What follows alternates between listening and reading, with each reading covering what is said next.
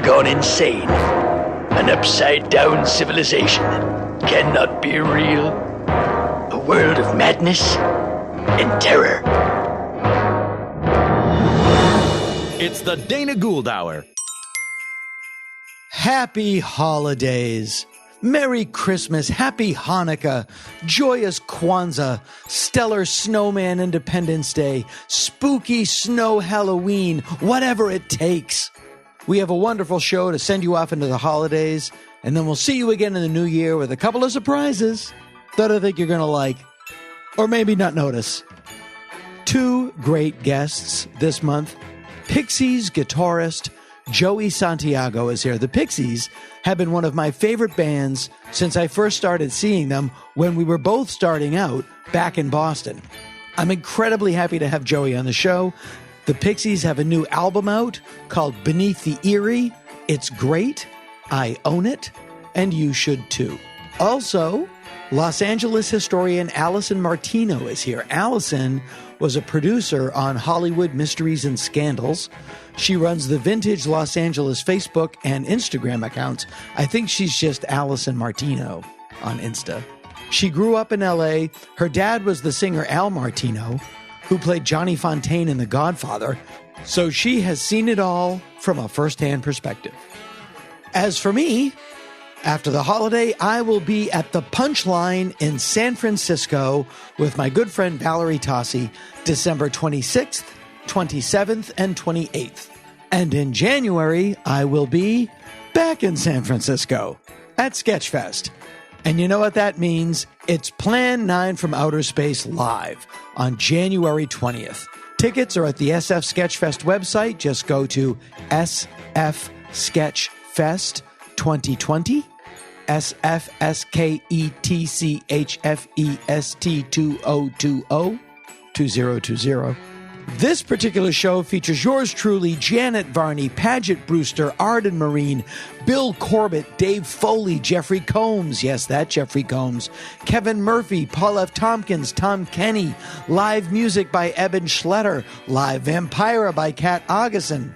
On January 24th of next year, I will be in Park City, Utah during Sundance, performing for one night only at the Black Box Theater. So if you're at Sundance, come on by. And lastly, the big news, as if that wasn't big enough, Bobcat Goldthwait and I, healed up as much as we get, have recovered and are reconvening the show with two heads. We will be in Los Angeles at the Virgil on January 23rd. We will be at the Brazil Arts Cafe in Santa Barbara on February 3rd. And then we go before the cameras, finally, February 6th at the Loft Center Stage in Atlanta, February 7th at the 40 Watt Club in Athens, Georgia, and February 8th at the Mothlight in Asheville, North Carolina. Tickets for all of these at danagould.com/events. Okay, that's enough of that. Before we get going, lastly, let me say a word about our Patreon. We have one. It's simple, and I hope you sign up.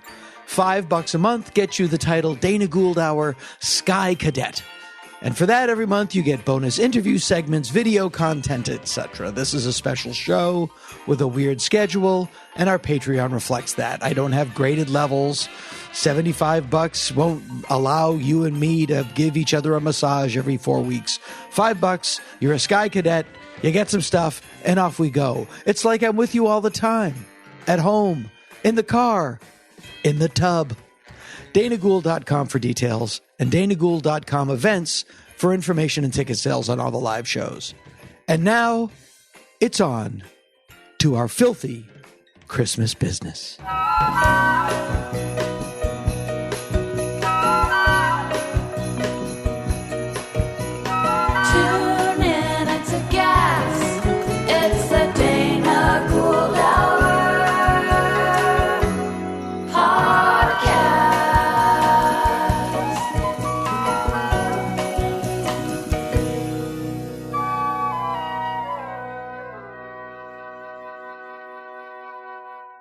Merry, merry, merry, merry, merry, merry, merry, merry Christmas. Merry Christmas.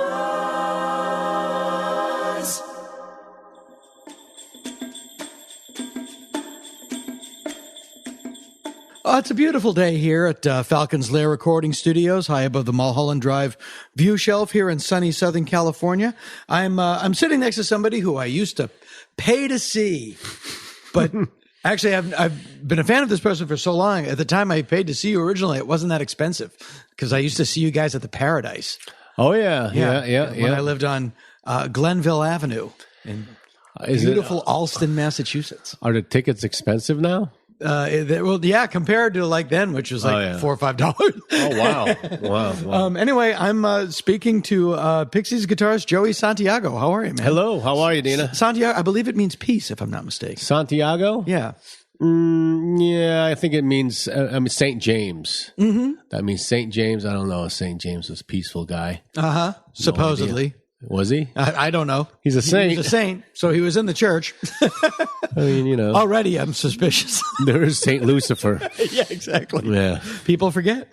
You guys, you grew up in in Western Mass. Yes, Western Massachusetts, Longmeadow, bedroom community, Near Springfield? Near Springfield, yeah. And people forget that Western Mass, certainly at the time that we were going to college, it was very different from like Boston, Cambridge. Yes. Like it's another country. Well, not country. It's a whole different culture. Definitely not like the East Massachusetts. You got Worcester. I'm from Worcester, outside of Worcester. I'm from. You've never heard of it? It's called Hopedale. Okay, no. But it's Milford. Milford, yes. Okay. Joe Perry is from Hopedale.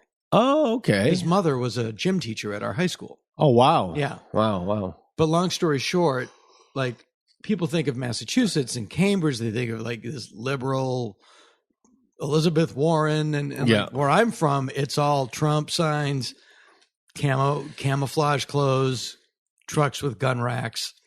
Sorry to hear that. Yeah, but I mean, Longmeadow is the same. Longmeadow is the same. Yeah. Actually, it's got its own enclave of. There's a lot of right wingers on that town. Yeah, and it doesn't even come from. I think that the origin of it is just people don't want the government. It originally started like didn't want the government in their face. Like my cousin won't get a freeway fast pass because he thinks that the government is tracing his movements. And I was like, if you knew how little the government gave a shit about you,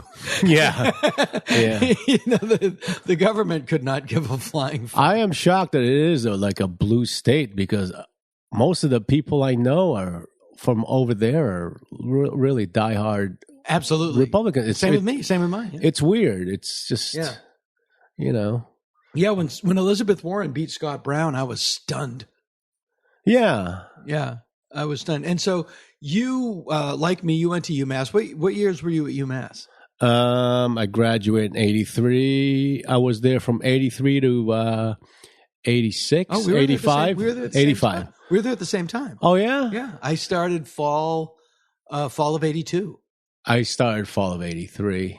Oh, you started fall of 83. Yeah. Okay, so I was in the second. You were a freshman my sophomore year. Okay, Yeah. all right. Yeah, I used to do comedy shows at the Blue Wall. Oh, the Blue Wall. Yeah.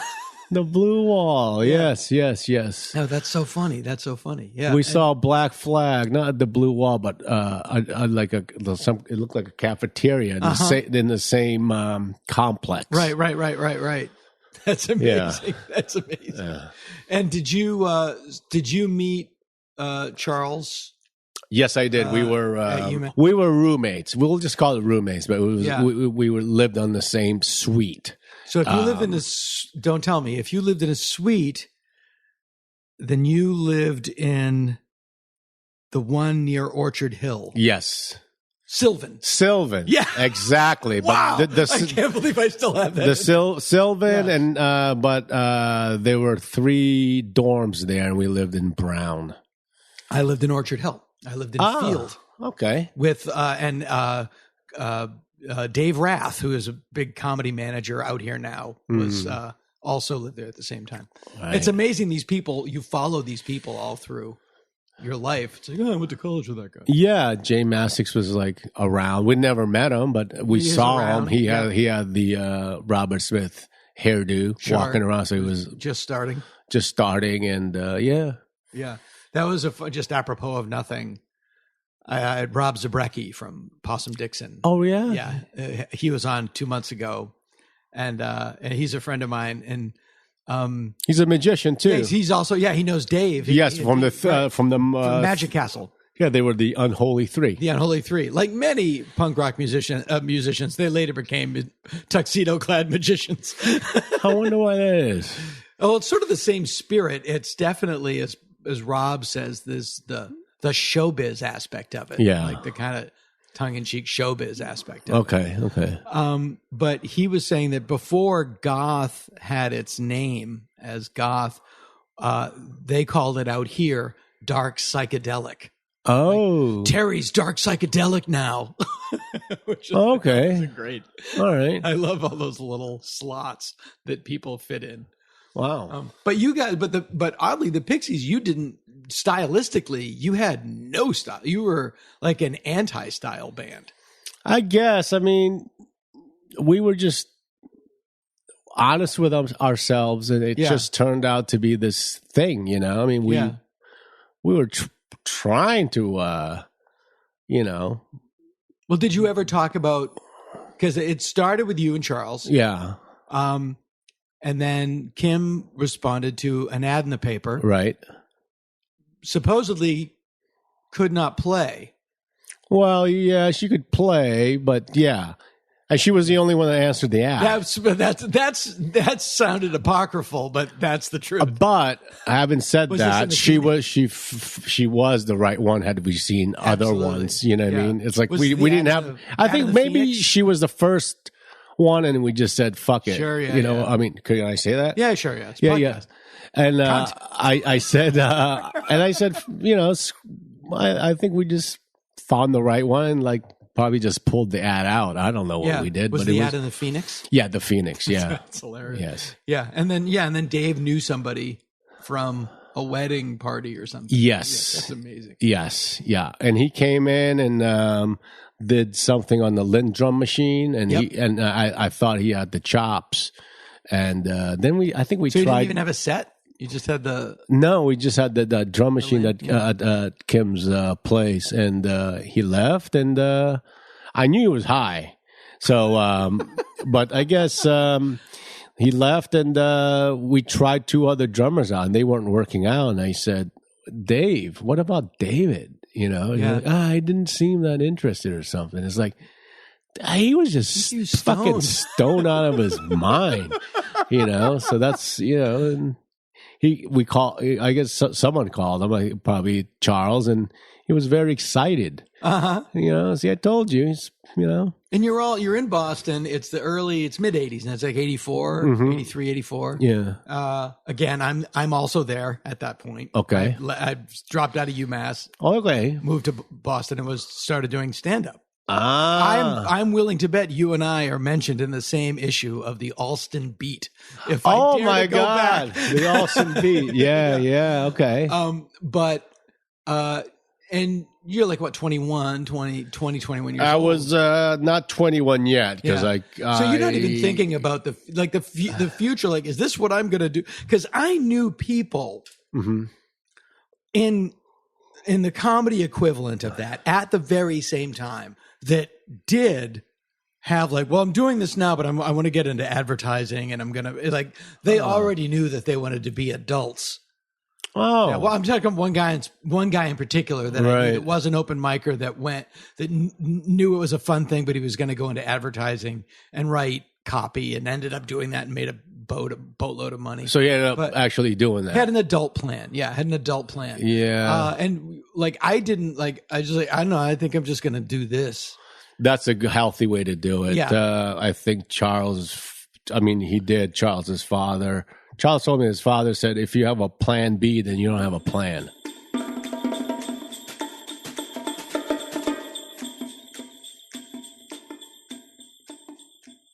It is a beautiful day here in sunny Southern California. We are not at Falcons Lair Recording Studios. We're in Tony, West Hollywood, in a high-rise condo complex that looks like my love of mid-century design. I thought I was cool. I've been where I live compared to where I am now. I should be living in a box under the interstate. I am speaking with Allison Martino, who is somebody that I've met through the internet. And then as it turns out, we have 8,000 people in common. Allison is an LA history expert. She is one of the hosts of SoCal Scene on Spectrum.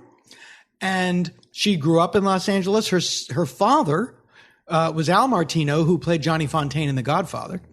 Was a very popular singer. So she grew up in LA, grew up around show business, and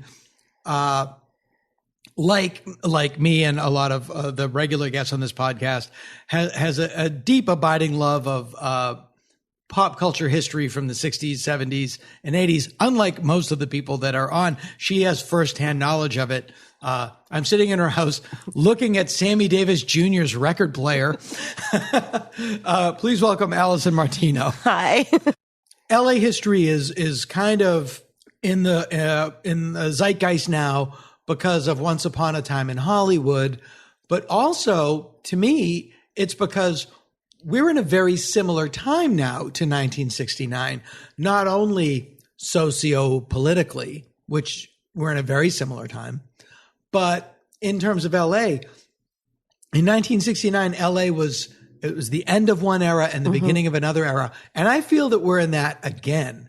I really feel the city is at the height of changing to something that is barely recognizable from when I moved here in 89. As someone who grew up here, you must see that as well.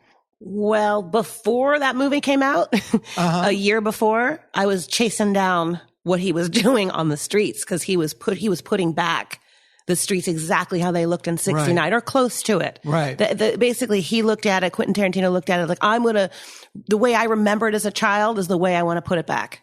Right. So seeing Peach's records again that I hadn't seen since the 80s, and seeing the Bruin Theater back with neon rather than digital. It's just everything he did it so meticulous. And I felt, oh my gosh, this is better than Time Machine. Yeah, analog Los Angeles. Yes, and not doing it on a soundstage, letting us watch, letting us natives sort of relive that. Right. It was emotional. And that's the thing is you're an LA native. I grew up in a little town in Massachusetts watching television, watching the Brady Bunch, Adam 12, Dragnet, The $6 Million Man, all these shows that were shot in Los Angeles.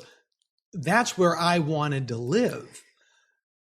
You, like our mutual friend Rob Zabrecki, you grew up in the middle of it, whereas Rob was out in the valley. You were in Beverly Hills because your dad was famous. Who are the celebrities that were just like walking around your house when you were a kid? It's funny because I never really looked at them as celebrities. No, because they were just dad's Right. showbiz friends. Right. But I was born in 70, so I was lucky, I guess, because my dad was at that era where he would play casinos and nightclubs around the world and comics would open. Right. So it was like, I don't even know if they even do that anymore, but it's like, Yeah, they do. Okay, it's a comic and then it's like a night, like a singer like my dad's. Right. And so he became very friendly with the comics that opened. Right. So dad didn't really associate with other singers. He associated with comics. What's interesting, and we were talking about this before, is George Carlin's album FM and AM opens up. I got fired last year in Las Vegas from the Frontier Hotel for saying shit in a town where the big game is called crab. It's some kind of a double standard, I'm sure there was some Texan standing out in the casino yelling, "Oh shit, I crab!"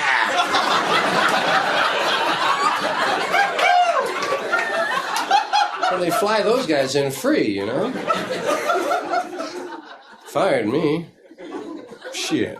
And that was a very seminal moment in Carlin's career when he got fired in Vegas and decided to officially drop out and reinvent himself as the person that we all know. He was opening for your father, which I didn't know, but you had the playbill for it framed in your house. So your dad must have been pissed that his opening act screwed up the show. He wasn't as pissed as a promoter was. Right. You know, my dad was backstage, and I'm not sure how much he really heard. Yeah. Because I think he heard from the first set, oh, he got sort of dirty. You know, it's like, that's more of a late crowd, not the 8 o'clock crowd. Save it for the 11 o'clock crowd. Right. But then the 11 o'clock, he really pushed it. And it was also, again, to parallel the two times, 1969, you couldn't say those words or have long hair and make fun of Nixon. No. Whereas today, you can't make fun of Trump on stage. Mm-hmm. I was in Portland, Oregon, right-wing Portland, Oregon, made a toothless joke about Trump, and a guy threw a beer at me. You know, it's just the division in the culture. Right. And because there are many reasons, socioeconomic, but also when the president fosters that division, when they stoke that division, which is one thing that Trump and Nixon have in common, in addition to both being impeached, you know, the culture follows along. You know, they take the president's lead, and it is a very similar time. The division is really stark, and here in Los Angeles, the city is turning itself inside out. That's why we need the Smothers Brothers again. We do. And they're both around. I mean, if they came back now, they could pick up where they left off. That's right. Now, did you know those? Did you know those? Yeah. They played with Dad. You know, again, like when you grow up. People don't realize Steve Martin was one of their staff writers. I know he was. He had Carl Gottlieb and all those guys. And like, again, I was fortunate I was an only child. So I think it was easier for my parents to take me with them to restaurants, or because like when my dad would perform, they'd just say, bring the kid. Sure. You know? Yeah, Ben Stiller has a lot of stories about brought just the going kid. to Vegas Just with his parents. Bring the kid, you know, and I got opening for this, as Ben said, I thought everybody was taught to swim by the Pips. No, there's something about that. Like, you know, I thought Rich Little came to everybody's dinner parties. I mean, I don't know. Like, you know, Maury Amsterdam. Did Rich Little come to your house? Rich Little was, came to all the Vegas shows. You know, because every time because we talk about like you're going to see Mickey Dolenz tonight. I was in a movie with Mickey Dolenz. I'm on an episode of The Nanny with Rich Little. Oh, funny. My career has no bottom. No, well, it was like, you know, when Dad was performing at the casinos in Vegas, you never knew who was going to come up, or come in, or you know, they didn't send a telegram or anything. Right. And this is late '60s, early '70s. This is late '60s through the '80s, even the early '90s. Really. You know that Rich Little was still showing up, Huge, and in the '90s, but you just never knew. But in LA, it was Joey Bishop, Buddy Hackett, and Maury Amsterdam, and Jerry Vale. We're probably and Tony Roma. Okay. I mean, we're like of Tony Roma's. Of Tony Roma's, yes. And Nikki Blair. Of Nikki Blair's. Of Nikki Blair's. So you think about Italians, and my dad was funny and he loved food. So there would always be somebody at the table that knew food. Whether it was a restaurateur or like he liked to talk about food. Right. Well, it was he loved to talk about food, and people loved to eat his food. So like Dad used to say, you can make fun of my singing, not my cooking. Oh, that's so funny. He just had to have, he had a dining room table that could seat 22 people. Now, there ever, this never entered my mind was there any ever blowback from Sinatra for your dad, what he did in The Godfather? Nancy's my neighbor. I might have to watch it. Yes, there was. Does she wear boots, and are they made for walking? I don't even know if she even knows a lot of these stories, but Nancy and my dad were very friendly. And I think they dated for a little bit in the 60s. But no, Frank didn't want that part in The Godfather at all. Right. Because he would think that he got look great. That he got that part through a Godfather. They did favors when actually he got the From Here to Eternity through Ava Gardner's connections. Right. But I think there was flack. He didn't want the movie made. He wanted the part minimized, if not completely taken out. Right. He had written Mario Puzo. He was pissed. There's a famous story. I mean, they sort of they listened to Frank, but they just kept minimizing Dad's part. Yeah. Because Bob Evans was like, the part stays. It sets up the film. And if you ever read the Godfather book, it's all about Johnny Fontaine. It was Coppola that came back and made it about family, which was brilliant. But my dad sort of sets up, this is what will happen if they, if somebody asks for a favor and they don't do it. So you end up a horse's head in your bed. But anyway, that sets up the story. And then from there, it goes into Don Corleone's story. Right. And I made you an offer you can't refuse is from that storyline. And he says it to Dad and slaps him and all that. There's funny stories about that because they had been drinking a little bit. And I don't think Dad knew that slap was coming. In fact, when he kind of pushes Dad around the table, the desk, Dad's face is purple. It's like he's laughing because he just cannot believe how he hit him like that.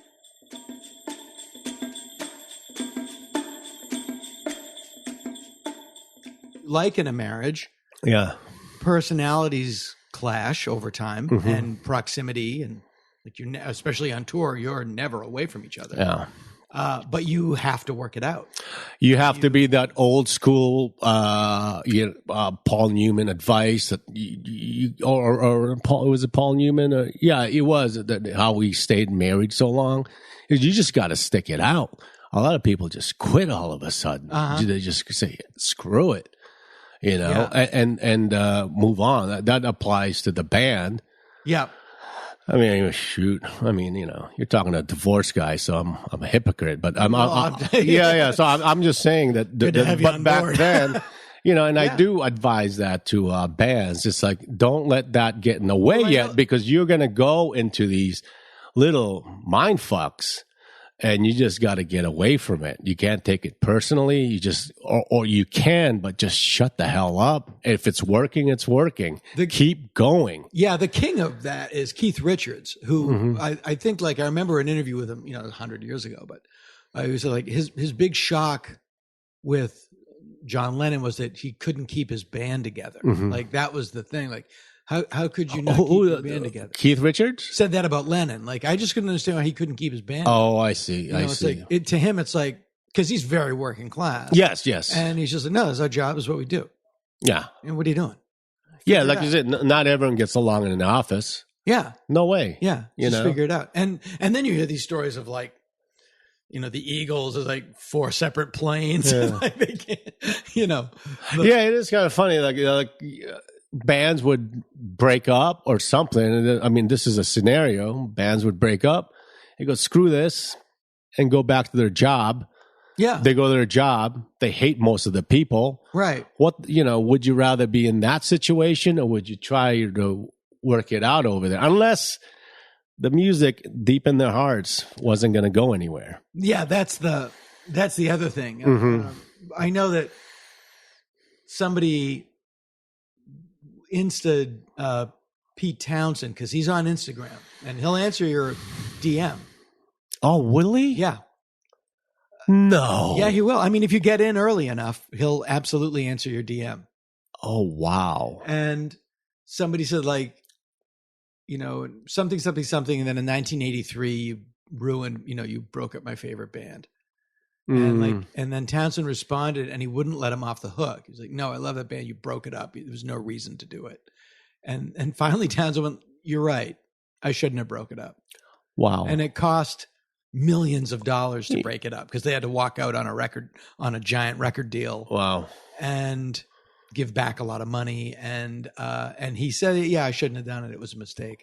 83. So that was like, that was after It's Hard. It's hard. And definitely after Keith Moon.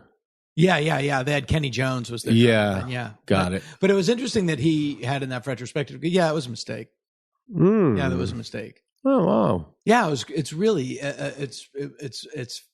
it's fascinating to think like, yeah, what would have happened? And especially now where, you see these bands that are like, somebody was just saying they just saw 38 Special at a county fair. Like, yeah, they're still out there. Yeah. And that's what I say. Like Robin Williams used to say, sling and hash. I gotta go sling that hash, man.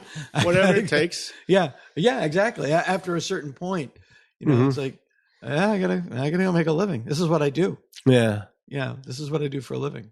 Yeah, they have to do that song. What was the chorus of that song? That 38 Special? I don't even know. They came out of Lynyrd Skynyrd, didn't yes. they? Yeah, they did. Yeah, they did. No, that's a good question. Like, what were you and Charles like listening to? We did listen to a lot of surf music. We did a lot of instrumentals, and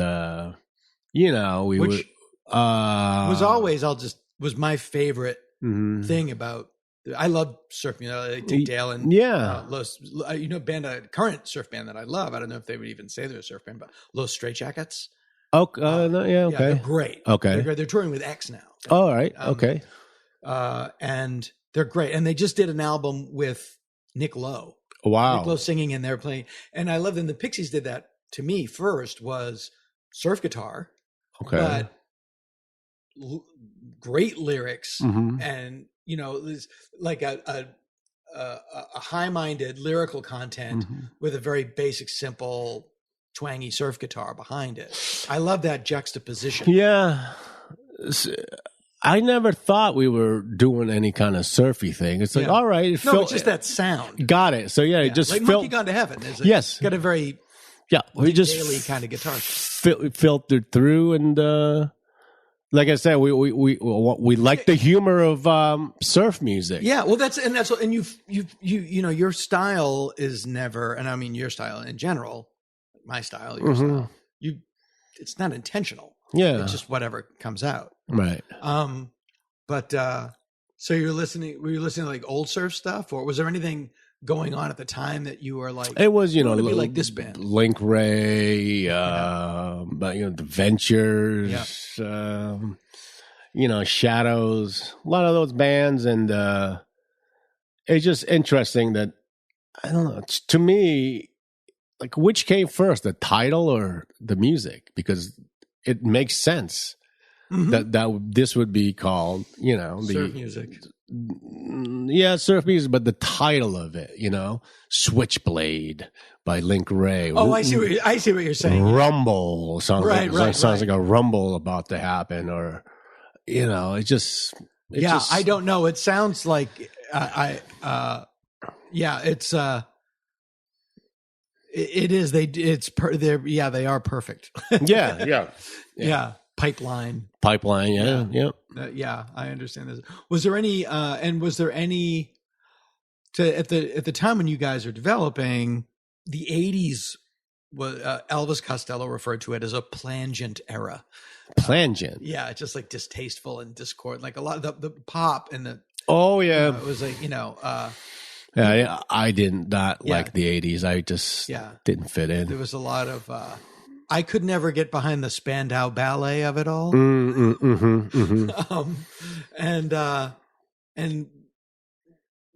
I can't point to anything that you guys were listening to at that time that was current that informed what you were doing. Like I could point to like Velvet Underground or surf music, and I can see how Nirvana was listening to you, but I don't see anything from that era. And you never thought that like, no one's going to like this stuff. This is not what's selling. But we knew it was good. Yeah. That's the thing. We knew it was good. And, you could either join the same pool as everyone else, right, or, and music evolved. The book More Fun in the New World, which is sort of the oral history of the mid-period of LA punk. I interviewed John Doe and some of the Go-Go's and talked about that scene at the time, Pleasant, Gaiman. What was when you guys moved to Boston and you're in the basement, what were the other bands? What was the scene that you came up with? Was were you friends with Till Tuesday? Were you friends with who? We were not. Was there? Did you have any peers back then? No. Because I'm having been at the Rad at the same time. I can't think of anybody. We hung out by ourselves. Yeah. The Flipper would come around. The four of us. Yeah. I would anyways. I didn't have any real other people I really hung out with in the music business, And a lot of times when I did went out, if it wasn't with them, I'd be just go to somewhere myself. There wasn't a heavy punk scene in Boston at that time. Yeah, there was actually. I think, yeah, you're right. I mean, there were. But did you guys think of yourselves as punk? No. Yeah, that's what I mean. Like you didn't fit. We did not. We did not. Yeah, we did not.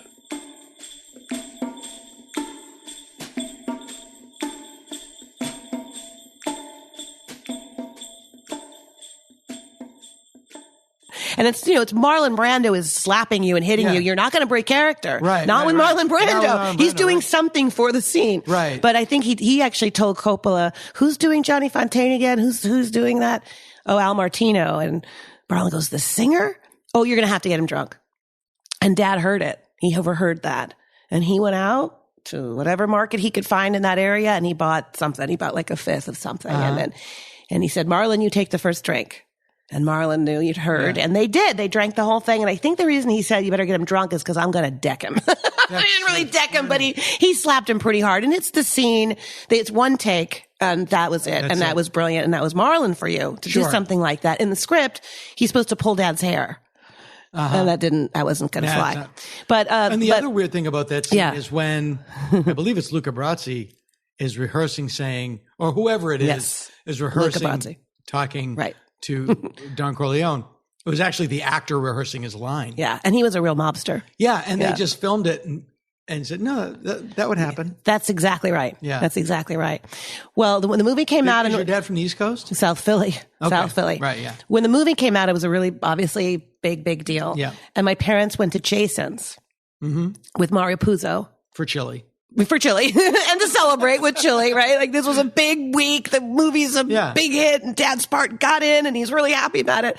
And Sinatra's 2 tables away. Well, they kept telling Mario as he was writing the movie, they kept him away from the idea that Frank didn't want the part in the film. They didn't want to upset him because Mario was such a big Sinatra fan. Right. So he says to my dad, oh my God, can you go introduce me to Frank? He's right over there, please. No, I really wouldn't go over there. Not today. And then he says, but it's my birthday. Anyway, he gets up. Oh no. And they're all sitting there going, oh, this is going to be very interesting. And my dad always did a great impression. My mom did a great impression. And Mario came back with his hand shaking and his face going, we got to get out of here. We got to get out of here. We got to get out of here. We got to get the car, And Dad's like, sit down. What did he say? And he said, I'm going to break your fucking legs.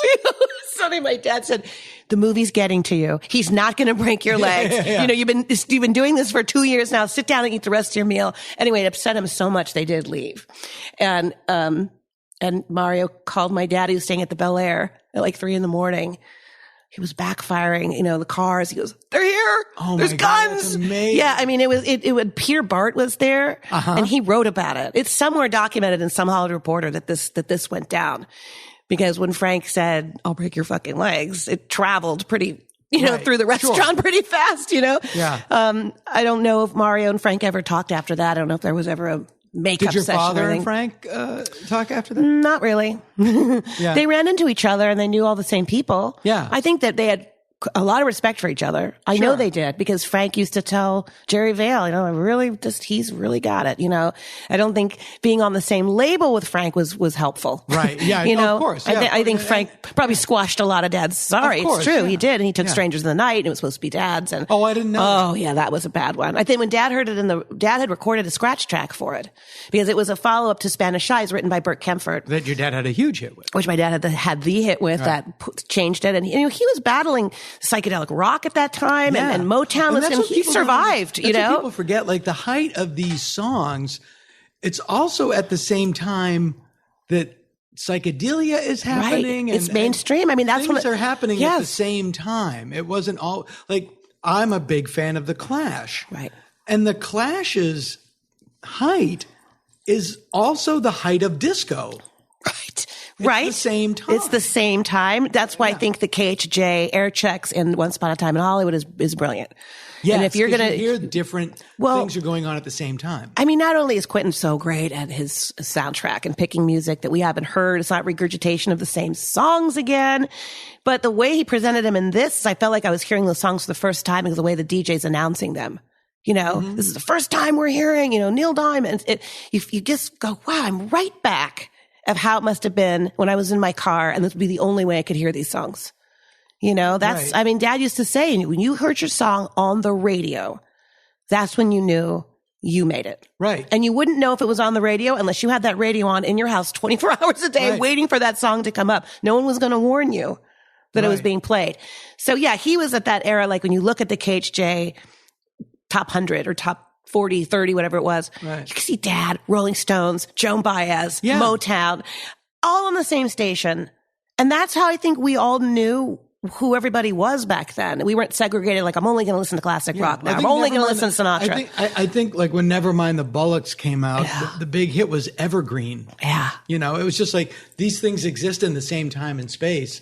And there's that wonderful period, and it's really the period that you and I seem to be the most obsessed with because we were kids during it. That transition period when the saloon singers and straight show business from the 50s and 60s, sharkskin suits, skinny ties. Yes. And then the Cultural Revolution happens. Yes. And the counterculture happens, and they're trying to adjust. That we were talking about, like that Frank Sinatra and that suede, that weird suede vest. It like happened overnight.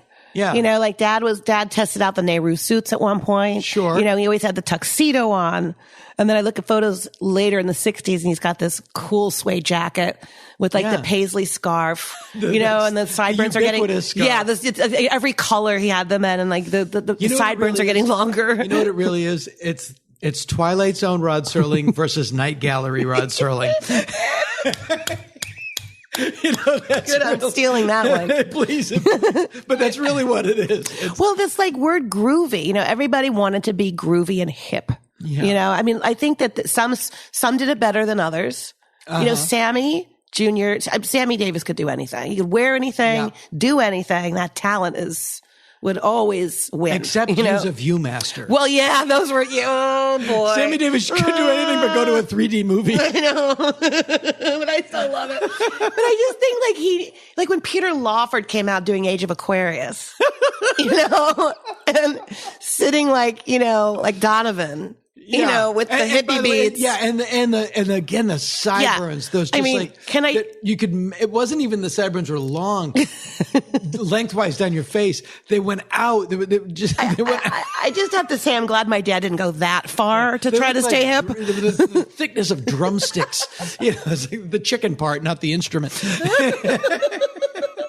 You know, you're so right. And like every singer, like my father or even Motown, had to do a Beatles cover. Right. Like if you were going to do the Smothers Brothers, you always got to do 2 songs. The artist got to do 2 songs. Like on Saturday Night Live, you get to do 2 songs. Mm-hmm. One was usually the hit. And then always a cover. Just seemed like there was always a cover. Everybody was doing a cover. Dionne Warwick was doing covers. My dad was doing covers. Tom Jones is doing covers. And I'd like to see how far the wholesome singer will go to be groovy. Uh-huh. You know, I mean, I don't think my dad was wholesome. He was known to sing love songs. Yeah. But he had a hipness to him. He was a hip guy. Yeah. He wasn't as old as some of them at the time. We had your dad a couple of years. Okay, good. I mean, it's in his early 30s. Because my dad was born in 30. Mm-hmm. And like I remember my childhood, my parents' records. There was Whipped Cream and Other Delights was a big one. Everyone, yeah. A couple of a Mitch Miller Christmas album, and a couple of your dad's albums. Well, you know, Capitol Records, and then for the Songs for the Lonely, that was a Sinatra album. Yeah, Dad really was on the best label.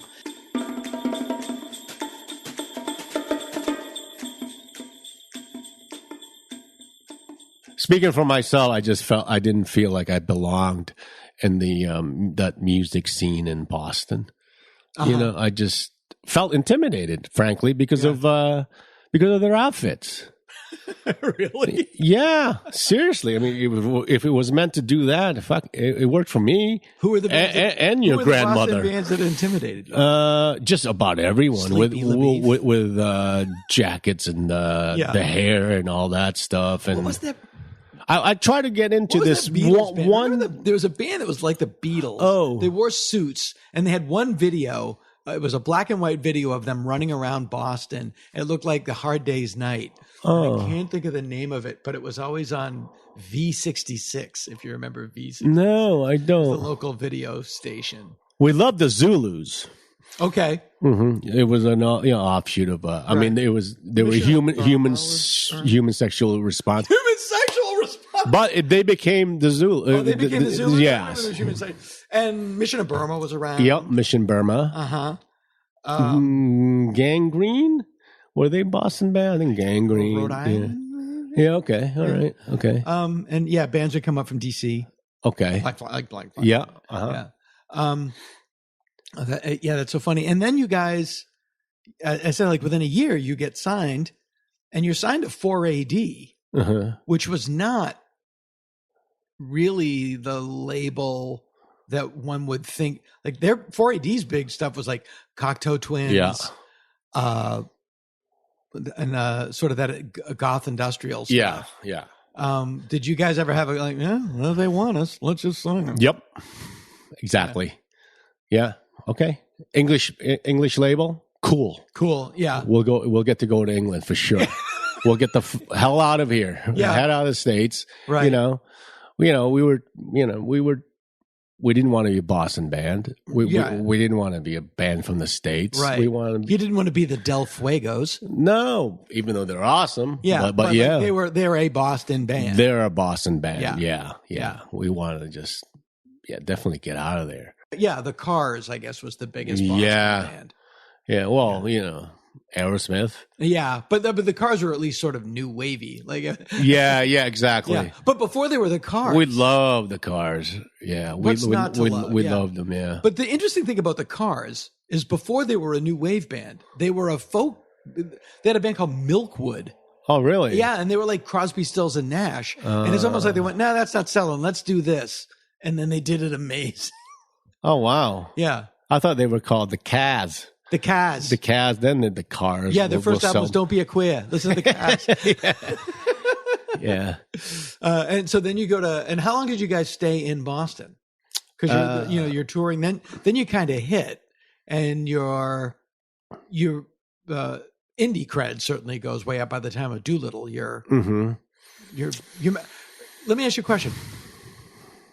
Surfer Rosa is your first album. First full length. First full length album. Yep. The EP is Come on Pilgrim. Yep. Then Doolittle's your second. You get a real producer. Mm-hmm. Not that right. No. But we 4 times the budget. Yeah, we had pre-production. Yeah, big production, big money, and you're making a living as a band. Mm-hmm. Are you making like a living, or is your money coming from being on the road? No, it was back then. Like you're not a millionaire. No, but it was enough to quit our jobs. Right. Which was enough to support yourself. And support ourselves with the music. Yeah. More or less back then were the sales from the album.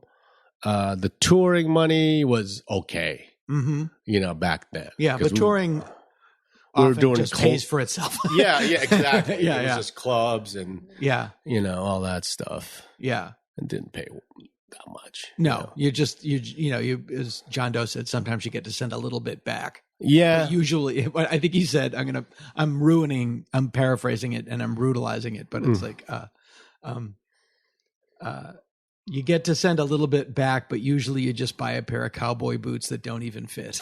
Okay. All right. I get it. Yeah, exactly. I get it. Yeah. Because you're on the road and you're miserable and you just want to make yourself feel better. Yeah. Were you married then or? No. Was not. You as a demo, you're like, because Kim was married.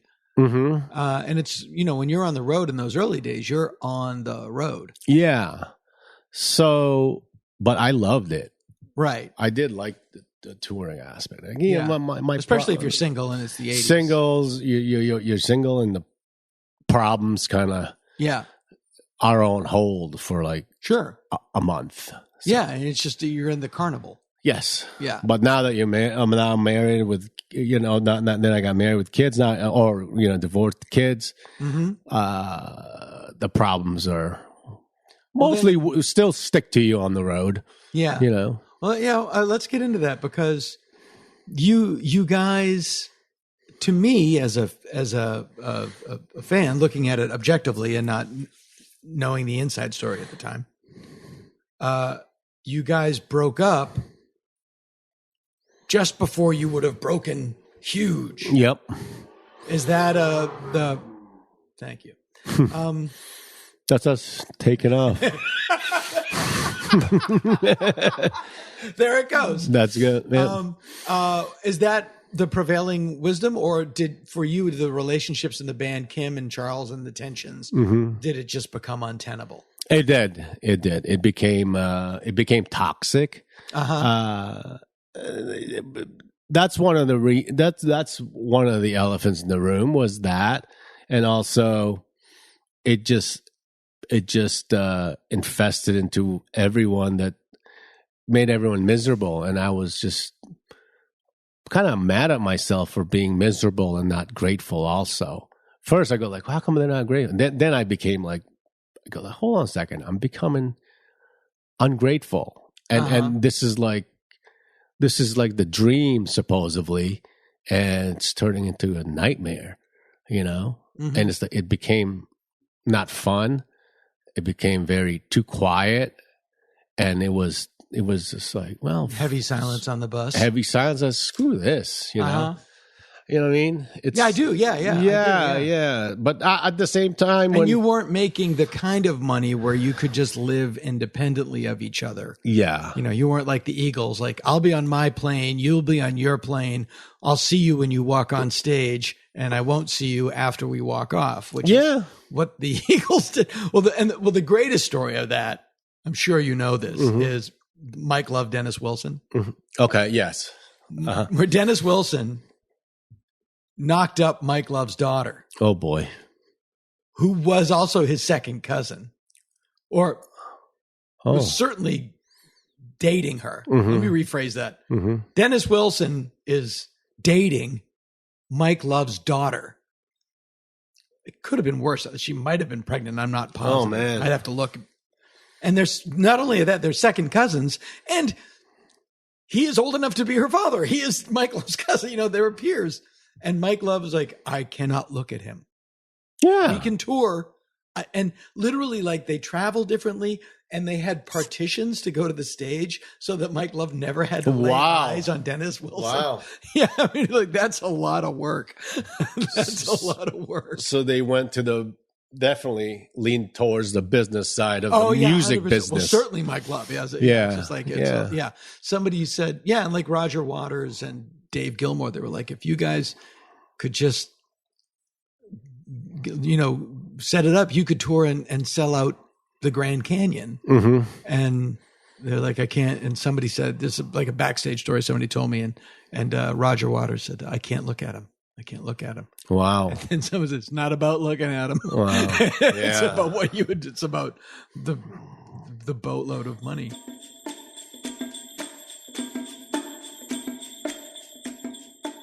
So being on Capitol Records meant every time you bought a Capitol record, every time you bought an LP, in the 60s, and you opened it up and you saw the insert inside, right? Yeah, showed all the sleeve, had all the artists of Capitol on there. Right. So Beach Boys, my dad, and Beatles. And so when I met Ringo, so I interviewed Ringo for a segment that's actually airing soon. And here's something no one's ever said.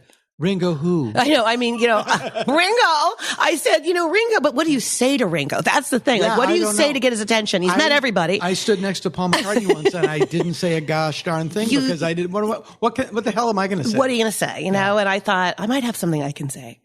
And so I walked up to him and I said, "Hey, Ringo, it's Allison. By the way, my father was on every Beatles record." Who's your father? I said, Al Martini. He goes, Al, I'm on every record. And then he's like, I got him to get excited. Yeah. He hadn't heard my dad's name in years, but it was just fun to have him go back, and he's now visualizing what I'm talking about. Well, that's the thing. And that's our friend Scott Alexander always says, when you meet a big celebrity, ask them about the thing that no one ever asks them about. That's right. Like when Scott met Jerry Lewis, he asked them about the video tap. And he was like, well, you always got him talking. The thing that they want to talk about that nobody ever asked them about. It's so true. It's so true. And if it's personal, even a little bit closer to, like when I brought him back to my dad's name, he's probably seeing the roster of Capitol, like everybody, names he hadn't thought of in a while. But yeah. Here's a weird one. I'm at one of those celebrity shows, like a horror convention. And, Rico Browning is there. Rico Browning played the creature from the Black Lagoon underwater. He was the one doing all the swimming, but he also directed all the underwater stunts in Thunderball. Oh. And so he's just like, creatures from the Black Lagoon. And I just went, how do you direct two underwater groups of scuba gear and thought, and we had a tank. Like, he just came to, he was so happy to, he goes, we had a giant tank and we rehearsed that for a week. It was great. Great. That's really, really great. And, back when I used to produce that Mysteries and Scandals show, which was the title scared of. No, you produced Hollywood Mysteries and Scandals, which was a very popular syndicated show. Yeah. In the late 80s, early 90s? Late 90s. Late 90s. Yeah, late 90s. And, that the title scared people. I'm doing a show called Mysteries and Scandals, and I want to talk all about Sal Mineo and what happened. Sure. So you start talking to all the people that he knew, but they go, we don't like that title. Is it going to be all scandal? And I would say, well, look, we're going to make the show anyway. I'm sorry. You might as well come on and say your piece because, but going back to what Scott said, yes, I always try to ask something they haven't been asked before. Right. Because then you get a totally different answer, and now they trust you that, he knows what they're talking about. Right. Now, was Sal Mineo the first one that you That was like the after? third one. The first one we did was Marilyn Monroe. And I got her who your dad apparently dated. Yes. Because there are photos of your dad with Marilyn Monroe. Yeah, he did actually. Joe DiMaggio actually did the stereotypical thing and came after him with a baseball bat. And he would have them around. He said, why did you bring Marilyn to some stinking cafe? It was like the Latin casino. It was no stinking cafe. Right. Wow. But yeah, Marilyn Monroe. And that was a great show at the time because a lot of people were still alive. Yeah. Interviewing Jack Lemmon and Dennis Hopper and Rod Steiger and Steve Allen, Janet Leigh. I just couldn't believe who was coming through our doors. Amazing. And everyone says, why can't you do that show today? I'm like, they're all dead. Right. They're pretty much all deceased, but getting it from their mouth, like Jack Lemmon telling you about the Hollywood blacklist. You're going to listen to what he has to say. Right. You're not reading it out of interviewing a biographer. Not that I have any problem with that. I interview biographers too. But to interview someone it actually affected, I thought that was pretty, so our show became popular. Wow. I knew we were popular. I'm in the movie with Jack Lemmon. I know. I felt like our show, you always know the moment. When does it become part of pop culture? When does the show, it's not just pickups. It's when Saturday Night Live spoofed us with the smoke machine. And had that music. Sure. And who was the host of the show? AJ Benza. Right. I remember it. Yeah. Now, I want to talk about Sal Mineo for a moment. Sal Mineo, young actor, people most famously from Rebel Without a Cause. He's the third lead in that. Openly gay in the early 70s? Not openly. It's kind of eerie. If you look out my balcony right here, I will show you where he was murdered. The garage? You can see it from here. I wasn't sure where the garage was because I used to live on Hemet behind the Laugh Factory. And I thought he was over by there. It's right here on Holloway. It's literally right out. If you look right out my balcony, it's right there. Home of the best dry cleaners and stuff. I love that place. It's behind in the alley. So he was coming home. He parked his car behind the complex. Right. And did they believe it was a random killing? Well, that's how it was. I interviewed the guy that supposedly murdered him and went to jail. He was arrested. I thought that was unsolved. So it was unsolved, but he went to prison. He did go to jail. He went to jail killing Sal Mineo for killing Sal Mineo. Oh, I didn't know this. Yeah. He went to jail and he was there for 20-something years, maybe longer. And then he got out and we were the first to interview him. And he used to brag in jail that he killed Sal Mineo. Okay. But when he got out, he'd said, no, I just said that. Right. Because if I didn't, I'd be like the guy that didn't do a crime. And so that actually makes sense. Yeah. So he said that. But I do think the timeline's really weird because Sal was murdered and like 7 minutes later, a man was arrested on Western. Yeah, if you live in LA, that's no. really it's hard. like even back in that era, everything's really 20 hard. minutes away. That was 20 minutes away, and it was an old Army surplus store that he was standing in front of. And they arrested him. Yeah, that doesn't. And at all. Afro-American guy, and then the people who saw the man running from Sal was a blonde guy. Right. So that's why I think that it's was unsolved. the theory that it was a trick went funky. Or it was an assignation. Maybe, or an ex-boyfriend, or, I don't know, it could have been a crime of passion. I mean, Sal had a lot of lovers. Right. Someone got pissed off. He was very good friends with Roddy McDowell, who put him in Escape from the Planet of the Apes, which is how I knew who Sal Mineo was when I was 10. Which is so, and I know James Ellroy wrote a big piece about Sal Mineo recently. There's a lot of different theories. I just felt interviewing the person who supposedly killed him. I didn't buy it. I didn't buy that he actually did it, and I believed him when he said he bragged about it. I just think the timeline again is. And what is it? But what is it like to be in prison for 20 years and for no reason? For no reason. He was happy to get out. I mean, he said, I'm very reluctant to do this interview because I just got out. I got to watch myself. Yeah, well, but jeopardy. I did talk to him after, and he said, the way you did it was good because it didn't totally look like I did it. But but I don't think he did it. I don't think he did it. Wow. Like, it's just, there's no way a man could have been arrested 6 minutes later on Western. Right.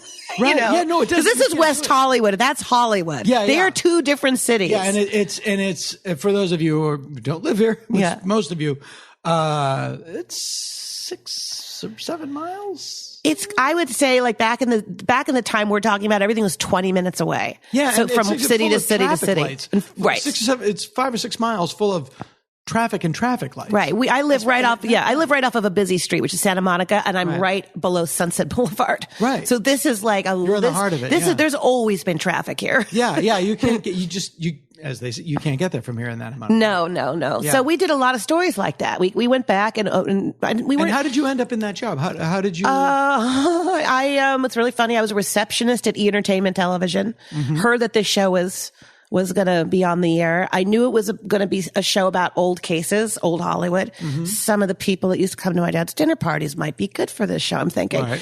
So I went upstairs and I talked to the executive producer and I borrowed my dad's telephone book.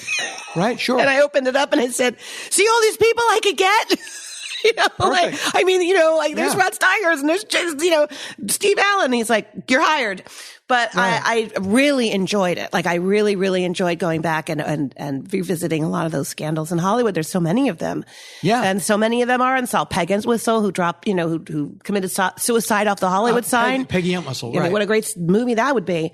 And sad. A lot of the stories were kind of sad. And the most famous one is the Black Dahlia. Which is, that's going to always be, the case that people visit. Fatty Arbuckle is fascinating. Yes. We went to the hotel where that happened in San Francisco. So we got to, and crazy about that show is we did the Drake? The Drake, yes. Yeah. And we did, reenactments. And he did nothing. No, he did nothing. He did nothing. No, he did nothing. He did nothing. He did nothing, and he was really set up, and his career was over. Yeah, that was the DA went after him twice. Yes, they really, really had it out for him. Yeah, but that was as big a scandal as O.J. Simpson. Like that was the biggest scandal. Yes, because he was so beloved, and everyone loved him, and there are many people that think he did it. Right, but no. Yeah. So those shows are on YouTube. And they're still great. They're still there. No, I watched the Black Dahlia one not too long ago. Yeah. They hold up because those stories are always endlessly fascinating. Well, and I think it's the reason that Once Upon a Time in Hollywood is so fascinating because this is where America's mythology comes from. Hollywood is where we create our mythology. Right. And it is also where people come to become someone else. And there is a dark underbelly to it, and that is endlessly fascinating. It's much more interesting for me to read about a murder, an unsolved murder in Hollywood during the height of, 1939, the Hollywood's golden age, than it is to hear about an unsolved murder in Berlin in the 30s. It's like, that was... Shop for Christmas now here at your favorite drugstore. Exciting Christmas gifts you'll see and everything to trim your tree here at your favorite drugstore.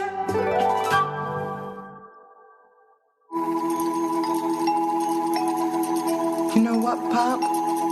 What's that, son? Christmas just isn't going to be the theme this year. Well, why is that? Santa's got a brand new bag. Not all things are as they appear, my friends. Case in point, Marion Morrison, known to the world as John Wayne. Through his films, he came to represent the American frontier spirit, the tall, tough man of few words and lots of action. As representative of the American ethos, as an eagle or an apple pie stuffed with eagles.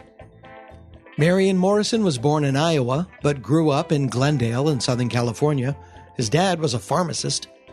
Young Marion's daily route to school took him past the local fire station, and every day he would walk to school accompanied by his Airedale Terrier, Duke. A local fireman who would see the pair every morning gave Marion the nickname Little Duke. Marion preferred it to his own name and worked hard to make it stick. He applied to the U.S. Naval Academy but was not accepted and instead attended the University of Southern California on a football scholarship, where he played under the watchful eye of the famously terrifying USC football coach Howard Jones. He is not to be confused with the famously not even a little terrifying 80s new wave singer Howard Jones. John Wayne broke his collarbone while body surfing, and, unable to play football, he lost his scholarship. But Coach Jones was friends with the early Hollywood Western film star Tom Mix. As a favor to Jones, Tom Mix got John Wayne a job as a prop boy and an extra. It was then that Wayne met director John Ford. He also met Wyatt Earp. Yes, that Wyatt Earp, who was a friend of Tom Mix's. And it was from Wyatt Earp, yes, that Wyatt Earp, that John Wayne claimed to have gotten his famous walk, his famous talk, and his famous persona. Wayne soon graduated to bit parts, billed at the time as Duke Morrison. In 1929, director Raoul Walsh saw him moving studio furniture and cast him in a starring role. Yep, that's true. In a film called The Big Trail. He suggested Duke Morrison change his name to Anthony Wayne after a Revolutionary War general of the same name. But the head of the studio, Winfield Sheehan, rejected the name as being too Italian and suggested John Wayne. The Big Trail bombed, and John Wayne went back to bit parts. In one film, The Deceiver, he played a corpse. He finally caught his break in 1939 with John Ford's Stagecoach. Ford had trouble financing that film. It was not a B picture, it was an A picture, and he struck a deal with producer Walter Wanger that actor Claire Trevor, who was a much bigger star at the time, would receive top billing. Now, if you remember our story on the film Cleopatra, Walter Wanger was the guy who, when he learned his wife, actress Joan Bennett, was having an affair with another producer named Jennings Lang, he confronted them and shot Lang in the balls. Ouch. Stagecoach became a huge hit, and John Wayne became a star. It was on this film that director John Ford predicted that Wayne would become the biggest star ever because of his appeal as an American everyman. And really, and I say this without irony, here you have a guy with a personality taken from one guy and a fake name given to him by another guy who made his living pretending to be different people. What could be more American than that? But even in his manufactured persona, there were elements that were manufactured, like Leonardo DiCaprio in Once Upon a Time in Hollywood, playing an actor who is acting. John Wayne's manufactured persona had layers within layers of its own.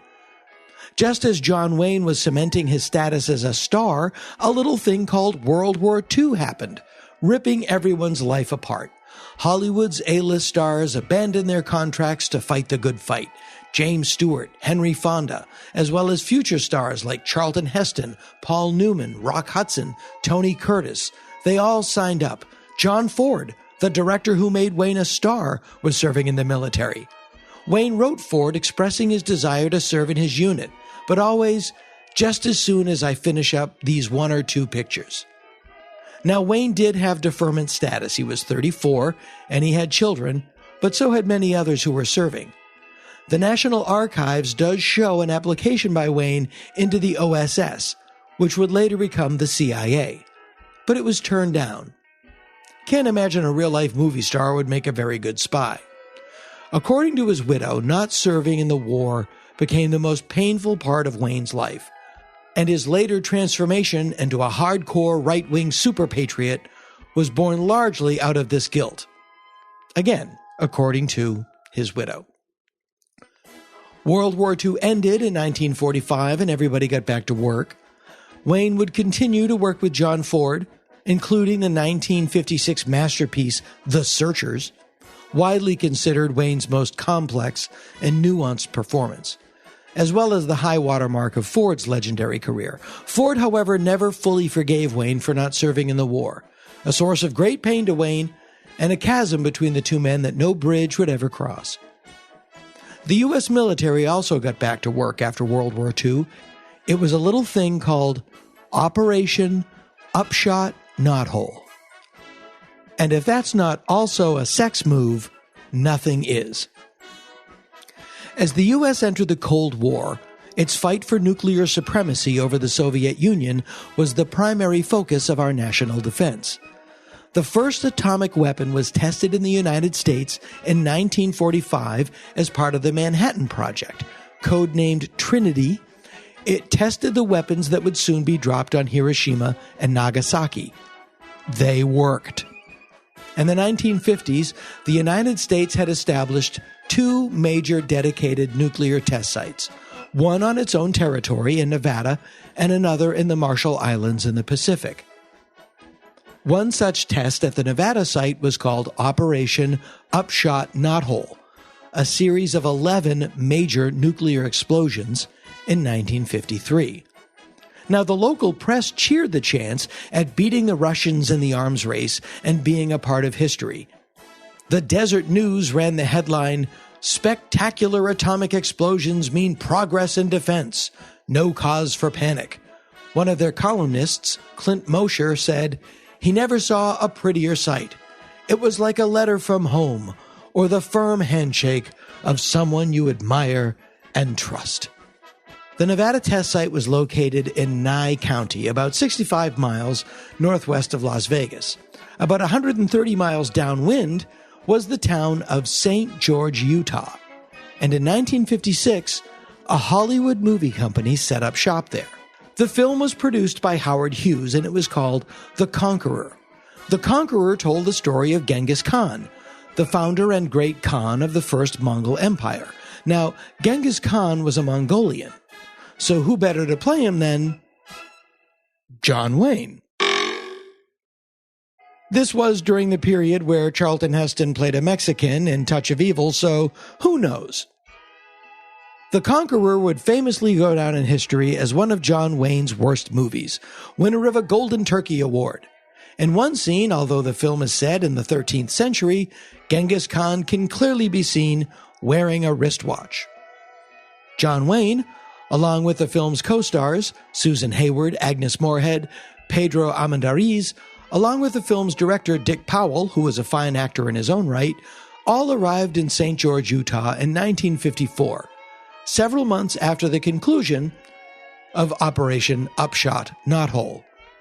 The U.S. government had declared that that area was completely safe, and during that period of time, when the U.S. government said something was true, people believed it, without question. Well, white people did anyway. Everyone else here was a little ahead of the curve on that one. Accompanying Wayne to the set were his two young sons, Michael and Patrick. Michael and Patrick, being kids, went out into the dust-covered scrub and rocks surrounding the set with their nifty new gadget, a Geiger counter.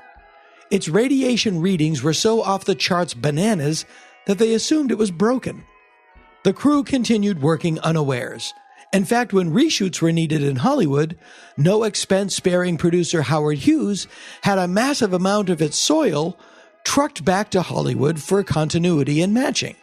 The film was released in 1956, and although it made its money back and did go on to make a small profit, it soon became a laughingstock, with famously terrible dialogue. "I feel this Tartar woman is for me. My blood says take her." And John Wayne, not really passing for Mongolian, and as you could tell by his studied accent back there, not even really trying. And then years passed, and one by one by one, the cast and crew started to fall sick. Director Dick Powell got cancer. Pedro Armendariz got cancer. Susan Hayward got cancer. John Wayne's sons got cancer and battled it successfully, but no such luck to their father, John Wayne. The Duke passed away from the disease in 1979. Now granted, this movie was made in the 1950s and everybody smoked like chimneys. John Wayne himself was a 5-pack-a-day smoker. But of the 220 cast and crew of The Conqueror, 91 contracted cancer, and more than half of them died from it. And that, sadly, is not taking into consideration the poor souls who lived in that area full time. Despite repeated assurances from the government that they were safe, approximately 100,000 people who lived in the 3-state fallout zone north and east of the Nevada testing site were basically living in a glorified nuclear waste dump. And to this day, through their political action committee, the Downwinders continue to fight for compensation for their health and that of their loved ones. But I seek no dispute. This journey is an occasion of joy. I am taking for myself a third wife, a Tartar woman, Temujin. I share your taste in women, Targetai.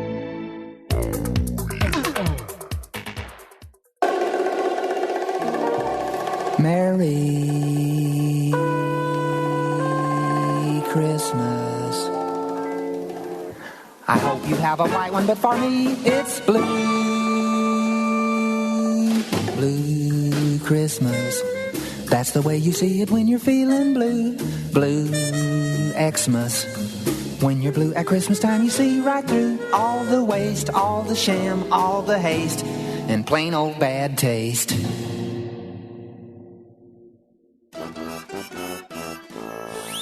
He is a comedy legend. He is one of the giants of the silent film era.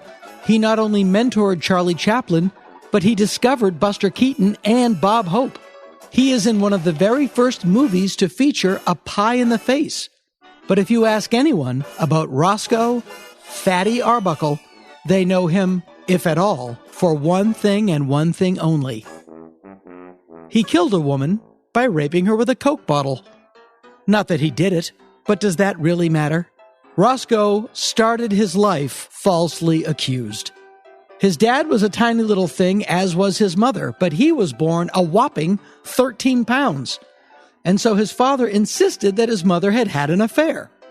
Driving his point home, he named his son after a then famously philandering politician named Roscoe Conklin. All he did really was get borned. Roscoe Arbuckle grew up big and talented. He was, despite his girth, a marvelous dancer, and supposedly had such a beautiful singing voice, the great Caruso himself suggested that, if he quit acting and dedicated himself to vocal training, he could become, quote, the second greatest singer in the world, unquote. But Roscoe Arbuckle was too funny to sing. He began appearing in Mack Sennett's famous Keystone Cops film series and soon became one of the most popular film comedians of the silent era. In 1913, Warner Brothers offered him a 3-year, $3 million contract, which is the equivalent of about $50 million in today money. On September 5th, 1921, Fatty Arbuckle took a break from his hectic filming schedule and drove to San Francisco with a couple of friends to relax. They rented 3 rooms at the St. Francis Hotel, 2 rooms to stay in and 1 room for the party suite. I'm sure we are all familiar. At one point during the course of the festivities, Arbuckle was asked by a friend, May Taub, if he could possibly drive her into town. Arbuckle said yes and went into his room to change, and when he did, he found another friend, an actress named Virginia Rapp, vomiting into the toilet, which was considerate of Virginia Rapp. He carried her to bed and asked several other guests to keep an eye on her. Rapp started to convulse and was placed in a cool bath to calm her down. Arbuckle called the hotel manager and the hotel doctor. The hotel doctor said that Rapp was simply very drunk. This was at the height of Prohibition, by the way. The hotel doctor gave her a shot of morphine to calm her down, and after that, Arbuckle drove May Taub into town.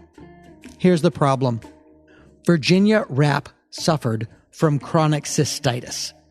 This was not helped by her proclivity of getting very drunk on massive quantities of prohibition liquor, which was not regulated and contained God knows what. Also, she was not helped by her habit of having abortions, one of which was apparently very recent. 2 days after Fatty Arbuckle's party, Virginia Rapp came down with peritonitis and went to the hospital. Her companion at the party, a woman named Bambina Delmont, told the doctor at the hospital that she and Virginia had gone to a party hosted by the famous comedian Roscoe Fatty Arbuckle, and that he had raped Rapp. It was, according to Bambina Delmont, a case of Rapp rape. But the doctor found no evidence. Rapp died of her injuries, and based on Bambina Delmont's accusations, Fatty Arbuckle was charged with her rape and murder. This was big doings. And the story grew like a bad game of telephone. Arbuckle and his friends placing Rapp into a cool tub to ease her abdominal pain soon became Arbuckle rubbing ice on her belly, which soon became Arbuckle raping her with a chunk of ice, which soon became Arbuckle raping her with a Coke bottle. Virginia Rapp's ruptured bladder was caused not by chronic cystitis, but because Arbuckle was so fat that when he laid down on top of her to rape her, her bladder exploded. It seems odd that nothing else did, but that's beside the point. Arbuckle's supposed guilt sold newspapers and helped political careers, so truth be damned, the hysteria train was off and rolling. The Hearst newspaper chain, which in its day made Fox News look like 60 Minutes, began pushing the story hard. Roscoe Arbuckle was portrayed as a hulking lech who used his massive physical weight to overpower innocent young women. The truth of the matter was Arbuckle was a friendly, mild-mannered, gentle giant of a guy, and when this was pointed out to Hearst, he simply shrugged and said that the case was selling more papers than the sinking of the Lusitania. Helping the Hearst side of the story was San Francisco's district attorney, Matthew Brady, not the Civil War photographer. Brady was aggressive and ambitious and had his eye on the California governor's seat and saw the conviction of a big movie star like Roscoe Fatty Arbuckle a good way to get there. And Matthew Brady had his star witness, Bambina Delmont. There was one problem. He could not allow her to testify. Why? Well, I'll tell you. Bambina Delmont had a long criminal record for fraud and extortion, and was currently making her living by luring married men into compromising situations, having themselves secretly photographed, and then extorting money from the men to have the pictures destroyed.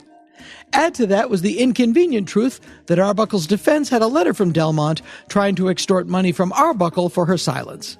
But the case went ahead anyway. The hotel doctor testified that Rapp's bladder seemed to have been ruptured by an external force. Fellow partygoer Betty Campbell testified that she saw Arbuckle smiling at the party just after the rape, according to the prosecution's timeline. A local criminologist, Dr. Edward Heinrichs, claimed to have found Arbuckle's fingerprints smeared in blood on the bedroom door.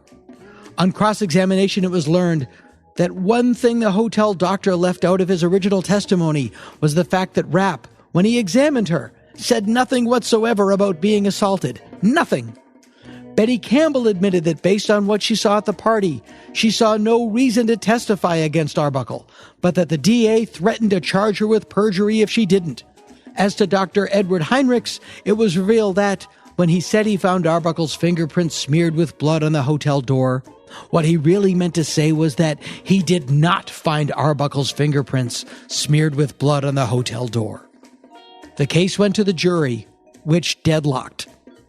One of the two holdouts was later revealed to be a woman whose husband did a lot of work with, guess who? San Francisco District Attorney Matthew Brady. She refused to review the evidence or read the transcripts because, in her words, she made up her mind he was guilty long before the trial. And so, it was declared a mistrial and went to trial number 2. Trial number 2 was also a prosecutorial train wreck, once again at the hand of the hapless and apparently completely amoral Matthew Brady. The star witness this time around was one Jesse Norgard, a studio security guard who testified that Arbuckle had once asked him for Rapp's dressing room key, going so far as to offer him money for it. This sounded damning to Arbuckle's case until it was learned on cross-examination that Norgard was an ex-convict who was currently charged with sexually assaulting an 8-year-old girl and was told by San Francisco District Attorney Matthew Brady that if he testified against Arbuckle, he would get a reduced sentence. So sure of Arbuckle's acquittal that the defense did not even put him on the stand. Mistake! 2 of the jury members thought that looked fishy, and so that jury deadlocked as well. On to trial number 3. In March of 1922, Roscoe Fatty Arbuckle went on his 3rd well-publicized trial for the rape and murder of Virginia Rapp. By this time, even his defense team had had enough, and they made such a shambles of the state's case that the jury deliberated for all of 60 seconds. They spent 5 additional minutes writing Arbuckle a formal letter of apology for having subjected him to a trial in the first place, noting, in a sentence written no doubt for the hapless district attorney Matthew Brady to hear, quote, "There was not the slightest proof to connect Arbuckle with the commission of any crime." Roscoe Fatty Arbuckle was free, but his career and the public's perception of him was in shambles. Despite being found innocent, William Hayes of the newly formed Motion Picture Producers and Distributors of America, in other words, the Hollywood Censor Board, cited Arbuckle as a symbol of Hollywood's moral degeneracy and banned him from ever working in films again. Eventually, Arbuckle adopted the pseudonym William Goodrich, which was his dad's name, and worked as a director. Slowly, he started to eke his way back. And on June 29th, 1933, Warner Brothers signed him to star in a feature-length film. He went out with friends that night to celebrate, famously claiming, "This is the best day of my life."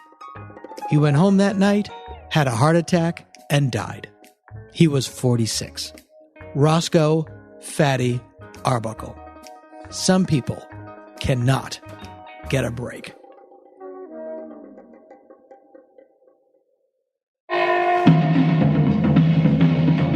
Let's go, Daddy-O. 'Tis the night before Christmas, and here in my pad, I'm cooling it, Dad.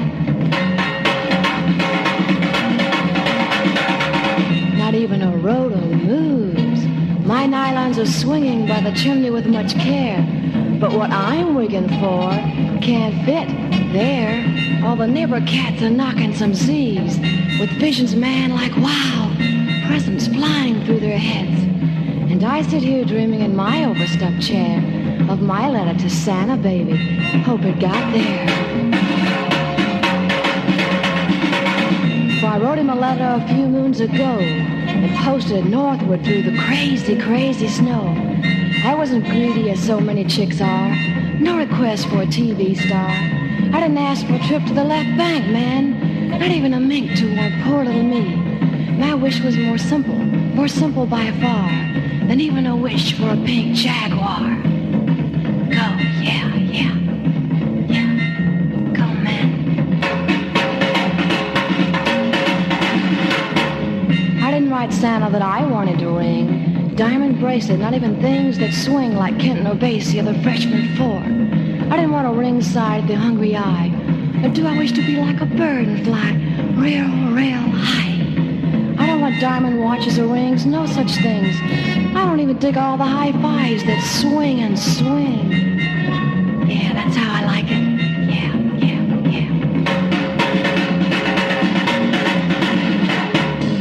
I wrote old Santa for just one thing. I fervently hope the old cat will bring. So hours before Christmas, alone in my pad, I'm dreaming of morning and going real mad.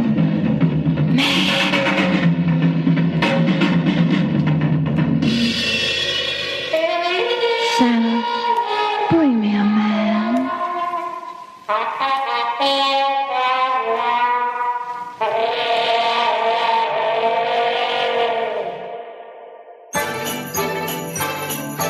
I've got the Christmas spirit, feel like spreading that Christmas cheer. That's why I'm doing my shopping early this year.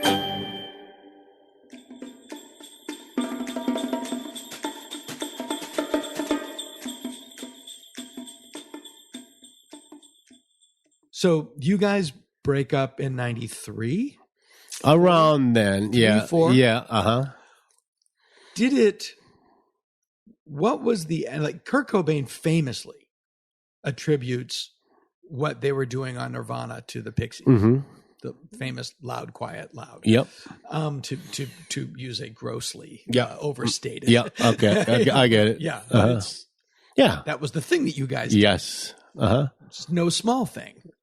Yeah. And what was the reaction? How did it feel to see that go into the stratosphere? And you guys are clearly going, well, that's a Pixies album. Mm-hmm. Well, I mean, it didn't affect me at all. No, not really. Yeah. No. Did you go well, good for them. They figured it out. Yeah. Yeah. And it was also the time at which that album happened. Mm-hmm. You know, it was you were literally ahead of your time. And there was the LA punk scene.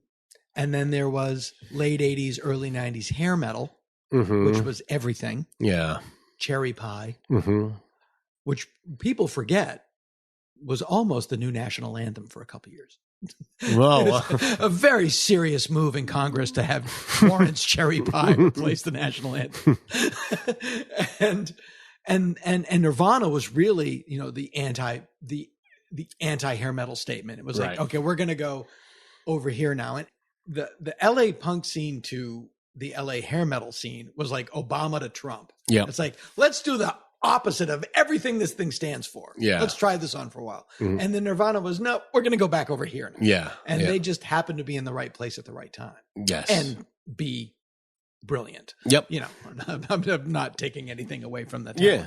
And then, grunge explodes. All of those bands, all of those bands were fans of your band. Mm-hmm. All of those bands are citing your band, and your band is disintegrating. Mm-hmm. And then now you're a musician. You live in Los Angeles. Mm-hmm. You are married. No, divorced. But you've got at that point? Yeah. Oh, yeah, married. Yep. Yeah, you're married at that point, having kids or thinking about having kids. You got to make a living. Mm-hmm. Where were you emotionally at that point? That's got to be it's like a divorce. Mm-hmm. Your band breaks up, and you're suddenly alone. Or were you just relieved to be out of the toxic environment?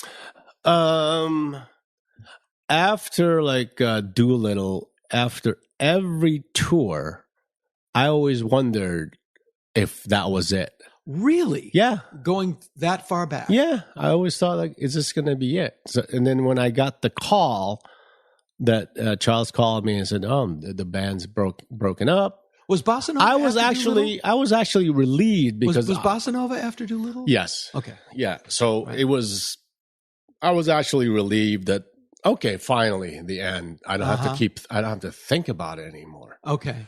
Yeah, no, it is. It's like someone sick who's dying. Yes. Yeah. Okay. All right. Good. The inevitable happened. Yeah, the finality happened. Yeah. So yeah. Yeah. I felt a little relief. Yeah. No, I can see that. I did. I mean, yeah. I wasn't. And I don't know. Does the band have an agent? The band has a manager? Do you call the manager and go hey, I need to make some money? I don't even know. You're at a standing start as you're a guitarist. You have great notoriety. Do you just wait to do sessions? Does your phone ring or for when we broke up? I'm literally talking about how you make money. Oh, doing that break after the breakup. Yeah. No, I mean I had no ties with the manager. After that, it became clear that he was just going to work with Charles. Uh-huh. And I think I had to sign something where I no longer had ties with the manager. Mm-hmm. So I was on my own, which is fine. Right. It's I'll sign this thing. Whatever I do, you're not taking goddamn 20%. Yeah. I'll Right. But 20, that's healthy. Yeah, I tried to. Yes, that down. Yeah, that was healthy. Yeah, no, I pay 15. 15 is fair. Exactly. Yeah. So yeah. So do you? And so how did you pick up and go on from there. I'm curious as to what one does. Well, what happened was I had depression. I always had it, but then the stuff kept really me a creative person. It kept me This is stunning. it kept me busy. So retrospect, high school. From my childhood, my mother would go in my room and she was, "Are you okay? Are you okay?" So it's like, yeah, well, what's wrong? Yeah, I'm in here by myself. Yeah, looking mopey. Right. Leave me alone. Yeah, it's every creative person. Oh, okay. Yeah, right. Yes, exactly. Yeah.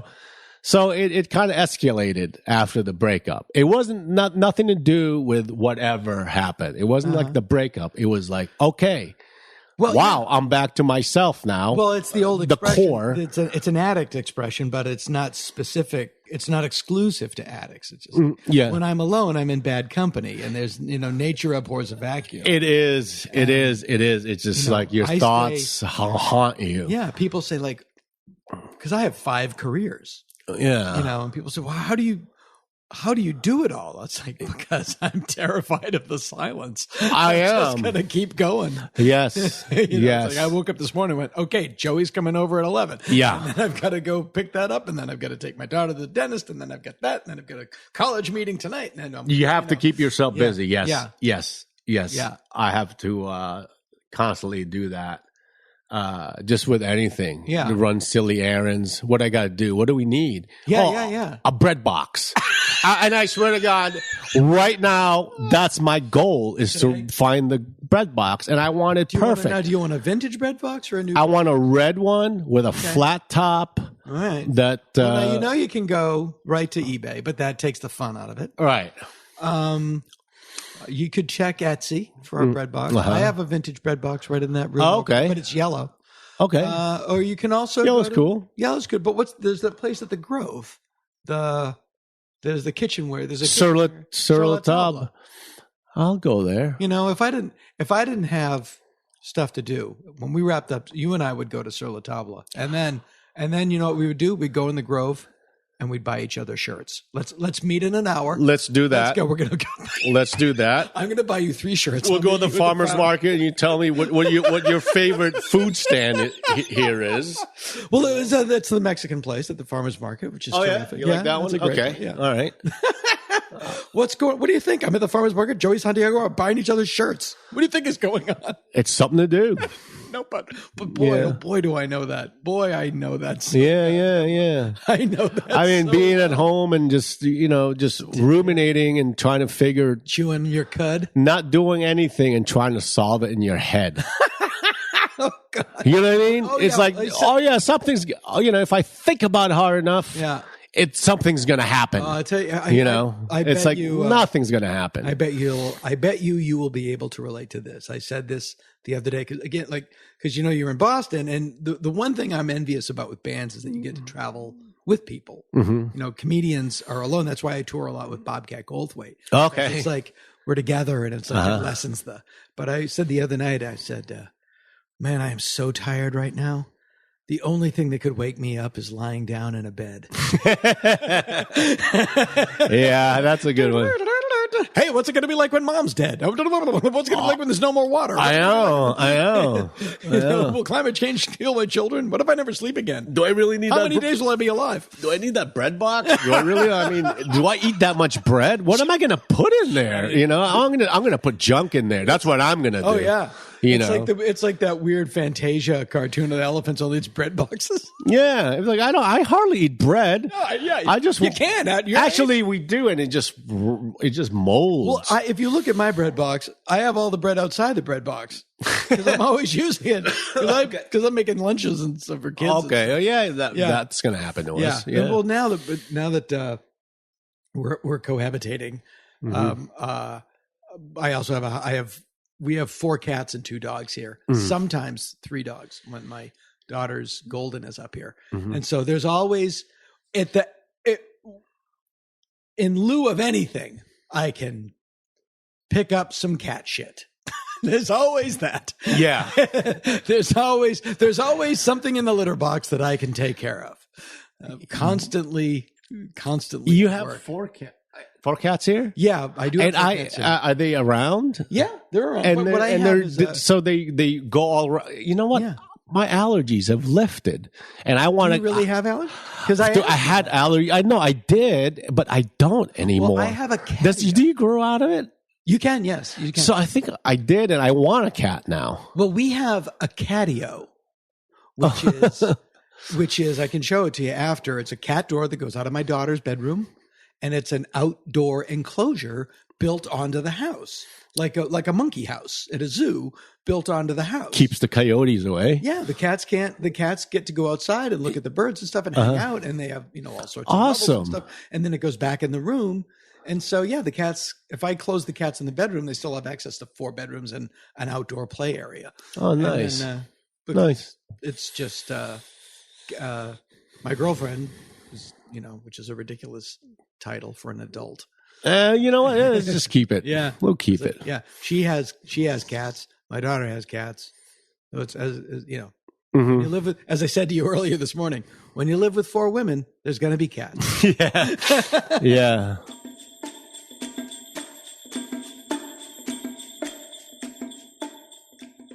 Well, when that movie was being made, he kept a very, wraps on the story. And I was trying to figure out what it was going to be. And I figured there'd be an alternative ending. Yeah, I was astounded by But I was so impressed by Leonardo DiCaprio. And I was so impressed of an actor playing an actor playing an actor.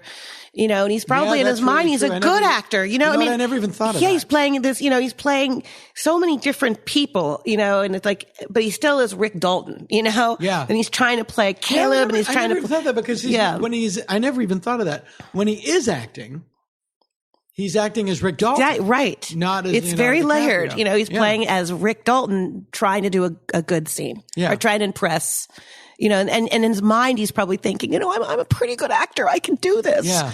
But, Hollywood makes you feel like you're washed up at a certain time. An agent tells you your career is going down if you don't do this. Mm-hmm. And it starts, what do I do? Do I go to Italy and make these movies or do I stick with television? I always wanted to ask Quentin or somebody that worked on the movie. So what is the ending really? Does Rick go on to be like the star of Chinatown? Or does he stick with Adam 12? From what I heard, it was loosely based on Burt Reynolds and Hal Needham. It was, yes. Right. And Hal Needham's widow lives here in this building too. Oh, really? Yeah, there's a lot of interesting conversation I've had with her. Basically Hal Needham. Yes. But Leonardo isn't really Burt Reynolds. No, but their friendship. I think the friendship. But you can't say, well, then he would star in Gator and Smoke. But you did see that how he recreated the FBI episode. Yes, and that was Burt Reynolds. That was Burt Reynolds. So that I think that's kind of a cool thing. That stuff is, and by the way, if you don't know it, you don't miss it. But if you know it, it's insane. If you know it, it's insane. And if you don't know it, go and learn it, and it's even more insane. Yeah. I mean, we all knew that Burt Reynolds obviously sadly passed away before he could be in it, but he's in it because he's got that. Yeah. And I think it was Burt that told Quentin, Quentin said, I'm going to cast Brad Pitt and I really hope he's believable as a stuntman. He's just so handsome. And Burt says, you know what? You should probably just have this line in the movie and just have Bruce Lee or someone say, you're awfully pretty for a stuntman. And then you're out. That's fine. He said it. We now realize it. And now you can do his fight scene. and it's also, there's again, the layers. When he's on the roof without a shirt on, he's all scars. Yeah. That was a great touch. Really that was a really great touch. Yeah. And I feel that movie, of course, the ending for people that haven't seen it, it kind of leaves us wondering. It's been out long enough now. I know, but I like to say it just keeps me always thinking, what if? Well, it's so funny. The ending of that movie really, more than anything, underscores the tragedy of what happened. To see it not happen. To see what could have been. That really turns the knife. No pun intended. It does. I cried when I saw it and I laughed at the same time. I was feeling for her and I was also feeling the fact that this could have been, what if it had been? But I feel like he really captured it's not, I don't like to say it's a revenge film, but it's just a what if, because the 60s always in LA have this terrible sort of, the end of the 60s was so bad. Charlie Manson just wreaked havoc in Los Angeles and hippies were being, killing people. Well, that's true. We're seeing it now. If you're watching the news, everything, it falls apart all at once. Yeah. And in that one area, you had Manson, Altamont, so many celebrity leaders of the counterculture dead because of drugs. Sure. It's just like the balloon popped. Yes, it did. And it was not a best time. And I know my parents moved here in 1968, and I think they said, we had never heard of personal security before. Do we have to get an alarm system? After the murders? Right. To protect ourselves? Well, yeah, James Ellroy says that he grew up in Hancock Park and he would it's like, I didn't break into people's houses. I'd walk into their Right. I mean, Dominic Dunn's book, The Way We Lived Then, is a great illustration of what LA was like before 1969. The doors were open. Even Roddy McDowell's footage that he shot of them in Malibu. And you see on them all just being together, and he used to keep the back door open, and Natalie Wood will walk in. Right. And suddenly close the door. We're going to restaurants. We're not doing these gatherings anymore. It took a long time, I think, for people to trust who was coming over and who they were bringing in, because I can only imagine how chilling it would have been to have your friends obviously murdered and not knowing who did it. Well, there's a story that Abigail Folger looked up and saw one of the Manson girls walking through the house and assumed it was somebody's friend and just went back to read it. Yes, she waved to her.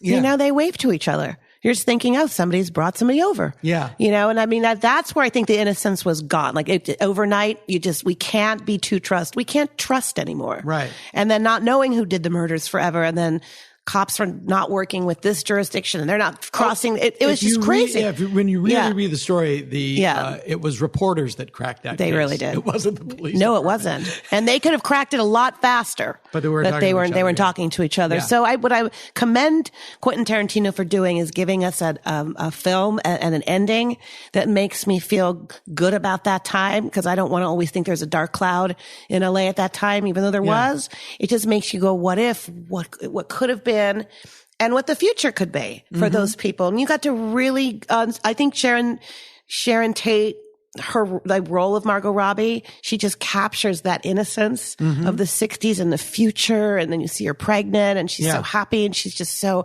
I mean, I think everyone knew someone like that in LA in the 60s, where just everything was just beautiful and wonderful. And then it's just taken from you.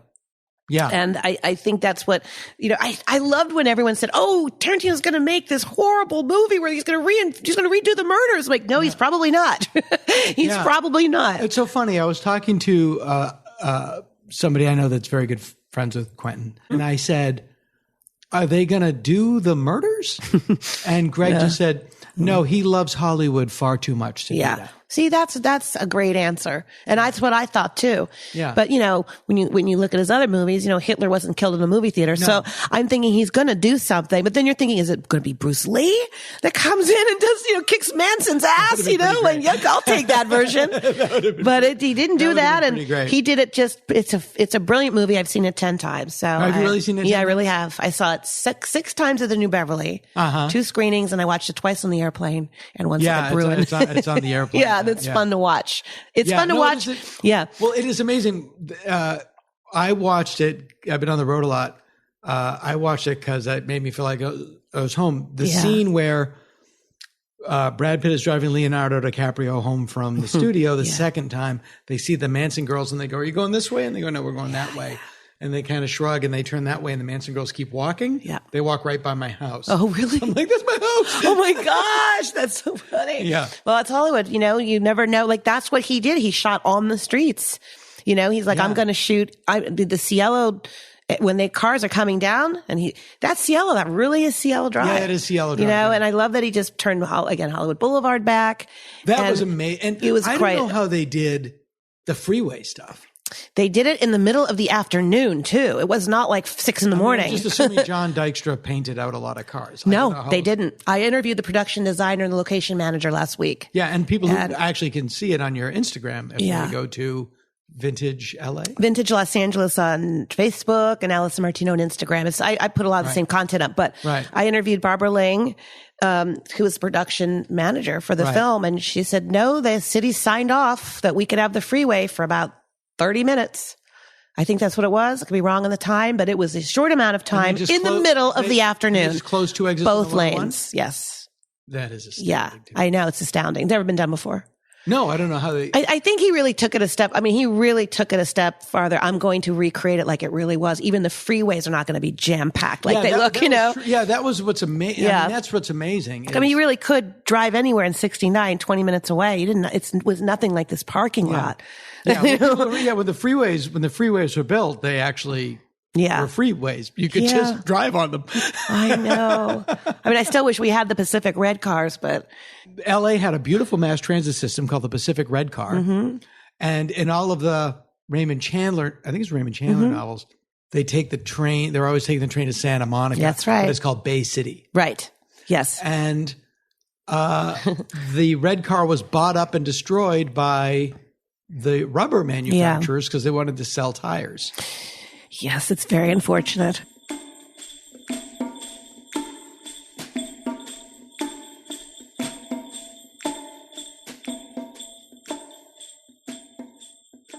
So this is, I wanted to talk, you guys have your new album. You've had 3 new albums. Yep. And the newest one is called Beneath The Eeire. Right. Which I like. It's darker. It's kind of, yeah, I liked it a lot. Yes. I liked it a lot. It's very, I'm very proud of it. Yeah. Yeah, it's great. And you guys got back together in 2004? Yes, 04. Yeah, exactly. 04. That's my so son's you had a 10-year break. Birthday. Yeah. And you had a 10-year break. Dave's a magician. Kim's had the Breeders, and now she's living, I think, in Boston. She's making music with her sister, which she's always wanted to do. Charles had a big solo career and a band, the Catholics. What happened that brought about the reunion? I saw you guys at the Greek on that tour. Okay. Well, Charles made a joke. I think and set the whole world laughing. BBC, and it took off from there. And then the rumor took off from there, and then all of a sudden, we had these offers, and so we took it. Really? Yeah. Really? Yeah. And was it like, did he call? Because had there been communication? There's a great book. You might have read it, and if you haven't read it, you might not need to read it. Called "You Never Give Me Your Money." Yeah, and it's about the Beatles' breakup from a psychological point of view. It's basically how John and Paul were these 2 guys, both of them lost their mothers as children. They formed a codependent bond. They couldn't break up until they each had women in their lives with whom they formed very codependent bonds. Yeah. Then they could break up, how they dealt with them. Like all of that stuff about John and Yoko, like we're one person, we're John and Yoko. We're very unhealthy, not recommended, not ideal. No. Very unhealthy. I'm always concerned about that with my girlfriend now. Yeah. It's like, I actually said that this morning. Must have gone over well. No, I said, I want to get in the Asahi Bowl. Will you come with me? He goes, I just don't want, you don't have to go with me. I don't want to be codependent. And she started laughing. Goes, no. I'm really hypersensitive to being. By the way, you're the first person I know that's ever gone into Asahi Bowl. Anyway, yeah. And then it's how they dealt with each other after the breakup. And eventually, they all became friends again. Like, John and Paul became friends. They groused about each other, but, they would hang out and they would talk to each other. They would never all get in the same room at the same time, but they, like Ringo, they were all friends with each other in different combinations. Had that happened with you, or was it basically, haven't heard from Kim in 10 years? Oh, I'm going to go see her and we're going to play together. We never I never kept really in contact with Harley with Kim. You mean after the breakup? I played with Charles. You played with Charles. Dave kept just because he lived in Los Angeles too, so we would hang out. Yeah, on occasion, and he actually was in the Martinis for a second. Oh, he was in your band. Yeah. Right. And Charles would just, it was music based. Right. Like a high school reunion at first. Yes, definitely. Yeah. And it must have been great when it clicked the first time. Like, I'm assuming it didn't click immediately. It did actually. Oh, really? Charles was doing something, and then the three of us, without Charles, got together in Kim's rehearsal place in L.A., and we had a deal that if it's not gelling, forget it. We're not going to do this, and it did. Yeah. Well, I can say, having seen you on that tour, it was. Yeah, I didn't sense that you hadn't been playing for a decade. It was laughable that the way we quantized together and just played the same way that we've always had. The sound was the same, because I had my old Marshall and really, and had Sharpie marks on my settings, so it was like all I got to do was like set it there, and it was like sound the same. Had the same guitar. Sound exactly the same, and musical taste had caught up with you by then. I think that people that wouldn't have gotten it before, okay, got it. We're getting it again. Yes, we're like Nirvana kind of inoculated everybody to that, and then you go, oh yeah, well if you like, it's like, if you like Elvis Presley. You should hear Johnny Cash. Yeah. Like, got it. Or not. That's a bad analogy. But, yeah, I get it. You should hear the black guy that Elvis Presley ripped off. Yes. Yeah. And so you had that tour. Was there ever talk originally of doing new material? No. When did zero? I mean, when did Bang Thwak? Banthwalk. I don't know how many years Which I later. really like. Yeah, okay. I love the Wurlitzer. That was post. I was going over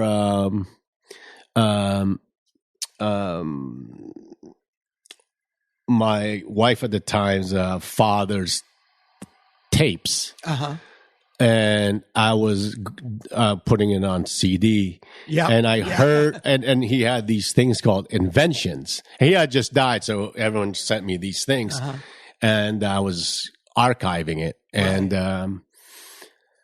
I heard him, I have an invention, and he'd play, he would play things. And then I heard this, and I go, oh my God, let's put this in the middle of oh, really? Banthwalk. Yeah. Great. I kind of tightened it up a bit. Just a little bit. I love it. And I love it. And it worked. I mean, great. I wanted it to work because I wanted it's like a tribute to their dad, Is that actually him playing? That's actually him playing. That's amazing. Yeah. It's sort of like Plan 9 from Outer Space, where Bela Lugosi's dead, but he's in the movie that came out after his death. It's sort of like your ex-father-in-law's finally. Yeah, I mean, he recorded it on tape, just like probably. It's so funny. I love that bit. I think that bit makes. Oh, okay, cool. Yeah, cool. I love it. Yeah, me too. I liked it.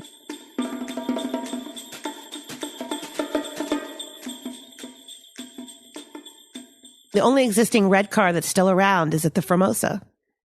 That's a train that they saved from 1907 or something. And the Formosa is only still here by a series of miracles, because this would be great. We could turn it into a parking lot. I know, gosh.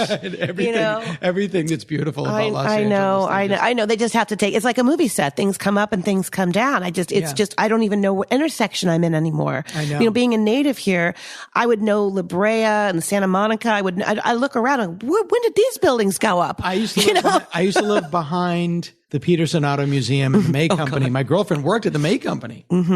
And when it was a store, and at least they've hung on to that. The Peterson Auto Museum could be the ugliest building in the Western. It looks like strips of bacon.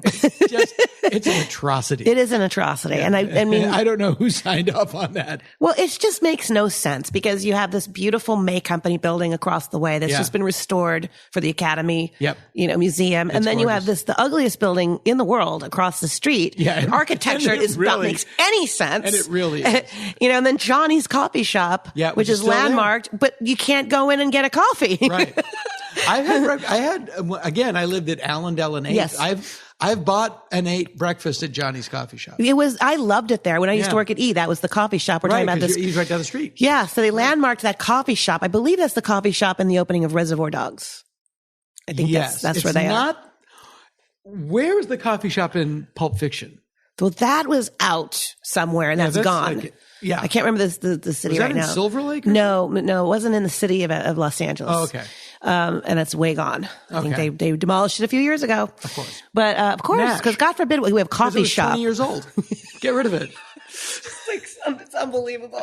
I mean, Sunset Strip is completely unrecognizable. Yeah. And one of the reasons that the Once Upon a I Time, call it a billboard line sluice gate of cultural diarrhea.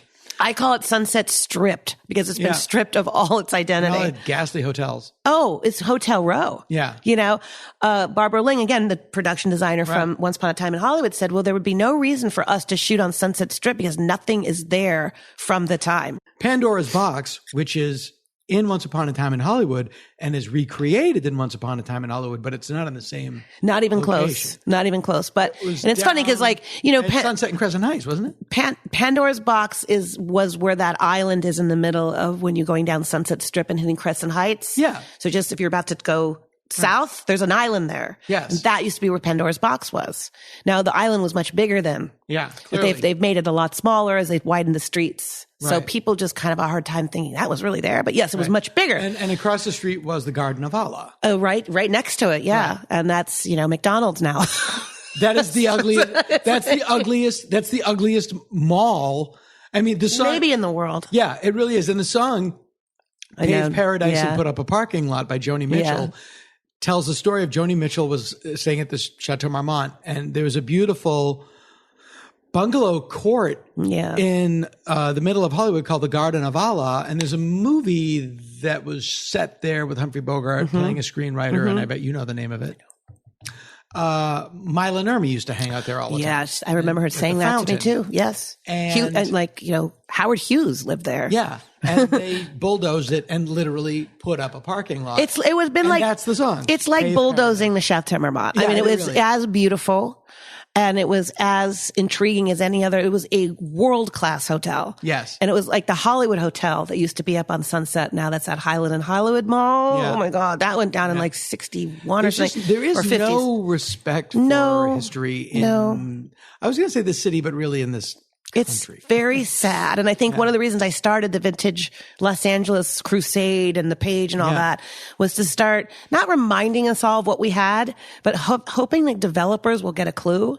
Because how many people have voices now? You can do it. You know, the ArcLight, the Cinerama Dome was going to be demolished and they saved it and incorporated it into the ArcLight. The May Company was going to be demolished. Right. They saved it and Let's incorporate incorporated it it. into Mocha. And if you go to Hollywood Boulevard, of course, some of the old buildings are gone, but most of them are there. Yeah. That's why they were able to transform it back to 69. Right. They used Hollywood rather than Sunset Strip because all facades are there. Right. This was the record store. This was the Pussycat Theater. Right. They're there. They just put new facades on them. Right. Where Sunset Strip, you go up, everything's gone. Tower Records is a shell of what it was, and it's Quite sad literally. to see it like that. Book Soup is still hanging Book on. Soup is hanging on, but like we lost the House of Blues. But one good thing happened is the Whiskey Go-Go, the Roxy, and the Rainbow got landmarked recently. Oh, I didn't know that. So they cannot screw with those. That's terrific. So if and anybody- they still do a good business. They do a great business, and they're still owned by the same family, the Maglieris. I don't understand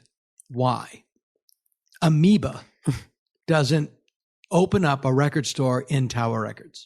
I think they've tried. I think that the city has plans for Tower Records that's going to be including like a 15-story high rise. Because what's happening, down the street, which is, this is the depressing part of the interview. It's like, you go down to where the Viper Room is. Yeah. And that whole street is going to be taken away and another hotel is going to go. And they say, oh, well, and the traffic flow. Oh, because if you ever look at the renderings, they don't put any traffic No, in the I've seen the renderings. Yeah, and they yeah. always put a lot of trees, and then there's never any trees, never any greenery. But they say, oh, we're going to incorporate the Viper Room into the hotel. No, you're not. You're going to take it away, and then you'll put a little lounge bar, off the lobby and call it the Viper Room. Oh, and it won't be a rock club. It'll be some high bottle service, expensive. Yeah, it's just so awful. that's, and I live right here in the middle of all this. Yeah, and traffic is going to be a huge. Well, you won't be able to drive anywhere. You'll just have to walk. You're just going to have to walk because there's no way. I mean, if you wanted to go right now, 2 blocks down, you will get there a lot faster if you walk. It's funny. And this is a human nature thing. There's a great book called Collapse about how systems, cultures destroy themselves. And it's just the nature of systems. And somebody chopped down the last tree on Easter Island and thought it was a good idea at the time. Right, at the time. When do they learn? Like when do you learn that when you look at something like the Garden of Allah and then you see a McDonald's there? When does it click that we have to stop this? I don't think people care. You're right. I think that some people do and some people don't. But I love time machines. I love, one of my favorite places in LA, like Musso and Frank's is still there. Yep. The VFW on Highland is still there, which is, it's like, I love going into a bathroom this is the same bathroom in 1930. Dantana's. Yes. Nothing has changed. Yeah. And look at the business Musso's doing. Yeah. So I have to say, a sense of belonging to something. Yeah. And people are saying, well, the economy's doing great. The economy's doing great. The United States is more than an economy with an army. It's about an idea. The economy is just the economic engine that drives the culture. It's not the excuse for the culture. And capitalism is great tempered. Streets are great. We need red lights and stop signs. Right. And traffic cops. It's not like whatever makes money isn't always great. I agree. And I think when you look back on maybe like the Capitol Records building, built in 56. Look at the name of it. Capitol. I know. It's like Capitol Records, right? Yeah. But I think when people saw that going up, they went, wow, this new architecture and we're going up. But look, it's still there. That building was built to last. Yes. What I don't like about the buildings today is they don't look like they're built to last. They look like they'll last 15 years. These new Marriotts that are going up and these weird hotels on Sunset Strip that have no architectural design at all. No. So just put it up. Yeah. Just put it up and pack in the people. Really nailed the cube. Yeah. These cubes and these glass boxes. Well, that's really great when you have earthquakes.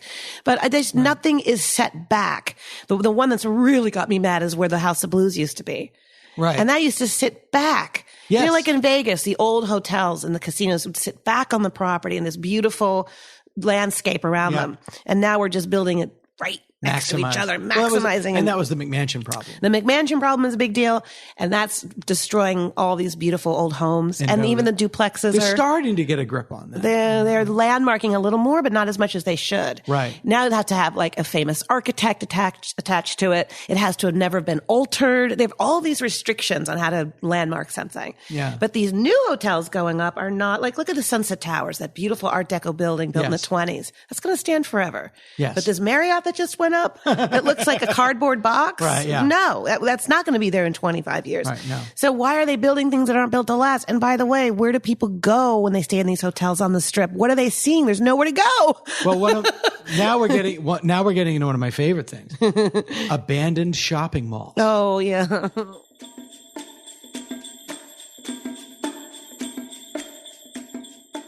Have you been together since 2004? Or did you stop? Because there were other Frank Black albums after that. He would do an album a month, I think, for a couple of years. For Charles? Yeah, just to keep up with his discography. Yeah, he was recording a lot. Yeah. He was recording a lot. And I recorded a few songs. Mm-hmm. Yes. Yeah. Mm-hmm. After the 2004 tour, did you go all right, goodbye again? Or was it left open it was left open. It was like there was always a plan for the next tour. Uh-huh. Yeah. Yeah. And that's great because you're adults, you're married, and that's income. Yeah. Yeah. I mean, I thought it was just going to be one tour, and then it became more. And it's we got to go. The world wants to see us. Okay. Absolutely. So it takes more than a year to do that. And so we did that, and we'd circle around and go, oh, no, they want you back here where you started. It's like, okay, so we kept going around. We kept orbiting. It's the same with the Who now. It's the same with Townsend. And Townsend says, look, this pays for the rest of my life. Yeah. I have money that I've set aside for my family, and this pays for, I'm writing a novel, I'm doing everything he does, he turns into an opera. Some people will think that's like an evil thing, that artists do things for money. Those people are called 21-year-olds. Yeah. Okay. Yeah. But But still, though, I think people in the mid-age, it's like, you're an artist. You shouldn't do things for money. And I've never thought about that for me, because that's what I wanted to do. Yeah. It's like, all right, yeah, they are doing it for money. Like the Who is, the Rolling Stones, they all do it. Yeah. Because you need money to live. Because that's what I want to do. Right. And then I started doing it. I never felt this kind of shame about it. It's well, you get to everybody does things for money. Yeah, and everybody. You get to a point, especially as a quote artist unquote. Like I'm going to Minneapolis on Thursday to perform in a club. I've been going to Minneapolis at least once a year to perform in a club. Since 1986? Would you do that and come back home with the kids with a box of pizza to show for it? No. It's what I do. Yeah. It's my job. Exactly. This is my job. Yeah. And I don't, it's a beautiful thing. I don't care what you think. But in the beginning, it wasn't about that, because we knew there wasn't going to be there was going to be a price for this. The box of pizza was enough. Right. But after a while, yes, because that's when you're young and you're starting, but you can't be 21 forever. Yeah. You can't. No. You can't be 21 forever. There's supply and demand. Yeah, I mean, you do things for pizza, and then you get money in, and then what? There's 3 toppings? It's like, wow, I have the options of getting 3 toppings now. And then I don't want to go back to, still the cheese is king, but it was, I want that option of the 3 toppings. Yeah, there's one for all times. And there's also one, it pays for the other stuff that I do. Yes. Yeah. It's, Bobcat Goldthwait used to have a bit, I'm going to butcher it, but he was like the Monkees touring, and Mike Nesmith didn't tour. It's like, yeah, Mickey Dolenz mother didn't invent whiteout. Yes. You got to be out there. Yeah. And it's what you do. George Carlin was always like that. Like I saw Mike Dolenz in New York City. When the cabs kind of like have to go back to Hoboken or something, around 4. Yeah. And we were at this avenue, and people have to wait kind of like in line. You can't cut in front of everyone because you're waving. He cut in front of me. Mickey Dolenz? Mickey Dolenz, and it's like it took my cab.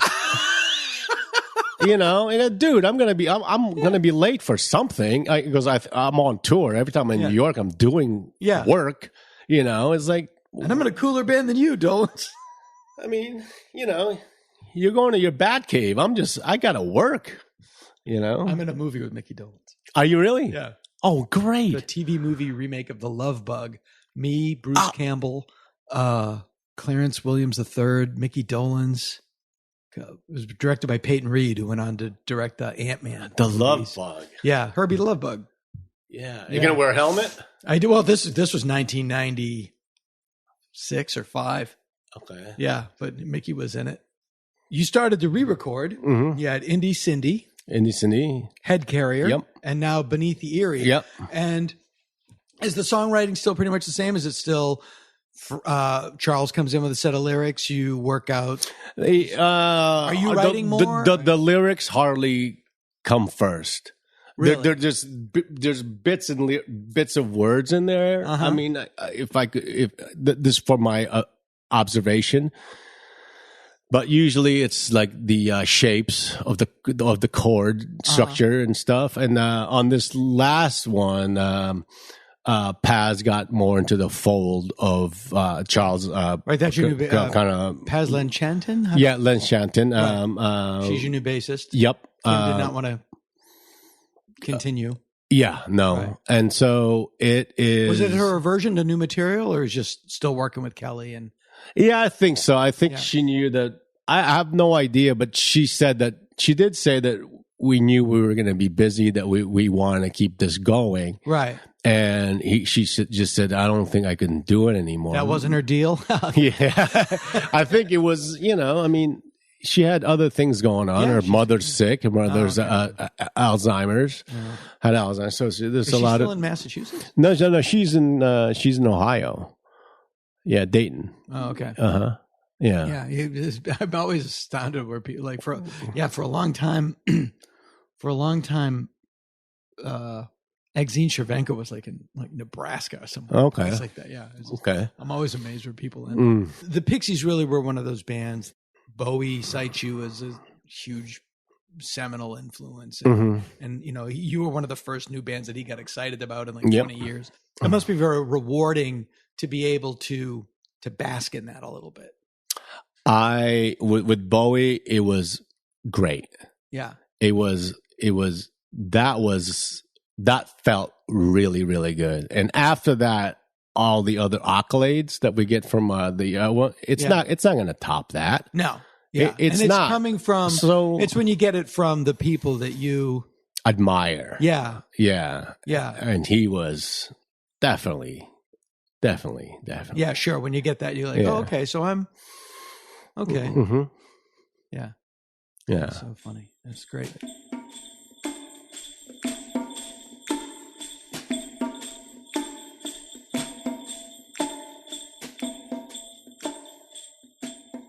Developers don't care what happens after they sell the building. Oh, no, they don't. And developers, LA and a lot of major cities are filled with these empty buildings. Yeah. San Francisco is like, these empty office towers that they built and then collapse and there's no one to rent them. And that's all over Los Angeles. And as shopping, in the 80s and late 70s, early 80s, of the beginning of mall culture that we grew up in. And then the way people shopped changed. Yeah. People don't go to malls anymore. Nope. And all over the country, there are these empty, huge shopping malls. It's kind of fascinating. And many of them are taken over by owls. That is, like you go in these shopping malls and it's like an empty mall full of rats and owls. Yes, there's a video I have to send it to you. Reclaimed. That I saw. A friend of mine went into an empty mall in like Montana or something and got in. And it's a graveyard of dead animals. And I'm like, who's going to clean all this up? And they're just been sitting there empty for 20 years or something. It's really kind of nuts. Yeah. Here in LA, I feel like when the Grove went in, and the farmers market area, which is so great. Sure. The Grove brought back a lot of the shoppers. Like we're going to go back to shopping. Because, a lot of people are on the internet now buying their clothes on the internet. Right. If you go to the Beverly Center, you can shoot a cannon through it. I'm sorry, you're not seeing there's nobody there. Yeah. It's just completely empty. And if you know anything about how Amazon does business, don't always go right to Amazon. Right. Go down a couple. I agree with you. I actually still like to go shopping. Yeah. So I actually like to go to the stores. And I like my little mom and pop shops. shops. Stuff that you're not expecting to find. I buy my glasses from this little mom and pop shop down the street. I like that. But I think like this new Century City Mall that was built, and I think of the old Century City Mall, and you go back to my vintage LA, and there used to be a man that would sing. New Century City Mall. Oh no! It's I don't even know where I am. I got lost in it. I used to work. I worked at The Simpsons for 7 years, and at lunch I would go to the Century City Mall from Fox, and as I was there every day. I went in there the other day with my daughter. I got lost. Yeah, I get lost too. Everybody gets lost. Which is the point. And they have there's nobody there to tell you. And you're right, because they're doing it on purpose. They want you to stop. They want you to look at every store and they go, oh, maybe I should go in there. Yeah. And so this is maze, and it's so terrible. But the old Century City where Planet of the Apes was shot, that's right? Conquest of Planet of the Apes. Don't think I don't know that, I know Allison. you know, and I did. I know this too, because there's little sections of it that's still there. Yeah, you know about that, right? By the bridge. Yes, right? When you're about to cross the bridge there's still a little bit of the mid-century, the ramp there, which is like, oh, thank God. And the building that was the backdrop of the conclusion, has been torn down and is now CAA. That was the ABC Entertainment Center.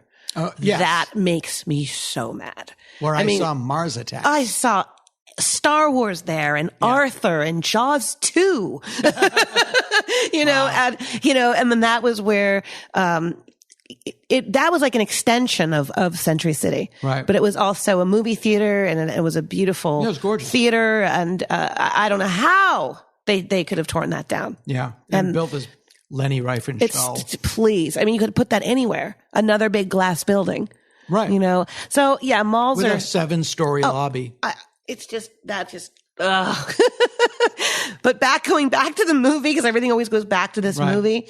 I just love that he created a Los Angeles that I was born in 70s. So that sort of trickled over a little bit. That LA that he shows was sort of there and throughout the 70s. Right. Even into the early 80s a little bit. A lot of those places still flourished. Then the mid 80s, buildings started to come down. And this whole new look of building everything up started to happen. Right. And I thought, wow, this is really going to be bad, but it wasn't as bad as it is now. Right. Now it's an epidemic. Well, it's also, when you go downtown, it is Blade Runner. Yeah. Without the cool Blade Runner. No, I mean, it's it is. People living in, people who don't live in Los Angeles don't know. Yeah. There's not a housing shortage. There's a housing crisis. It's a crisis for sure. People can't afford to live anywhere. Right. And there's people living in tents. I know. It's so hard to see, and it's just, I don't know how this is going to be fixed, but somehow it will be, but we don't know. We don't know. And how long? And, you know, and then when the Olympics come, that's going to be they're going to see how when do the Olympics come? 5 years, I think. Oh yeah, they'll clean it up for the Olympics. Check me on that. I'm not sure. Yeah. But going back to the movie again, it just feels like when you listen to music like that, and I was just listening to, like, I still have a stereo, as you know, it's Sammy's stereo. Sure, yeah. I like to listen to records on a hi-fi stereo. Mm-hmm. When I get into a car, I like to put on the AM radio or the FM radio. I like to hear an antenna. I still listen to my AM radio on a transistor radio. You know, I mean, I don't know if that's because I grew up in that era and I'm used to something like that, but it's kind of comforting. Yeah, it's very comforting. And that's what another elements I feel he captured in that movie is just feeling like, oh, I remember this. And I remember listening to the radio with my parents and only being able to see out the window from the backseat of a car and seeing the neon billboards. And by the way, this is all digital billboards now on Sunset Strip. Right. I grew up with the billboards where there was art. Yeah. And artists would paint these beautiful, and they weren't meant to last. They would stay up for 6 weeks or 3 weeks and be painted over. Not all progress is great. Right. Well, I feel bad for artists. You know, real artists and real architects that can't really express themselves through art anymore. Were you the one that saw the Paul McCartney's head? So that's a fun story. I had put up. There's a background to that. Not Paul's actual head. No. This is a part of the. Well, I guess I try to preserve things and I try to find. I guess it goes back to that Mysteries and Scandals, trying to solve something. I want to solve something. So I put up a snapshot of Abbey Road billboard, which was a very popular billboard on Sunset Strip when the album Abbey Road came out.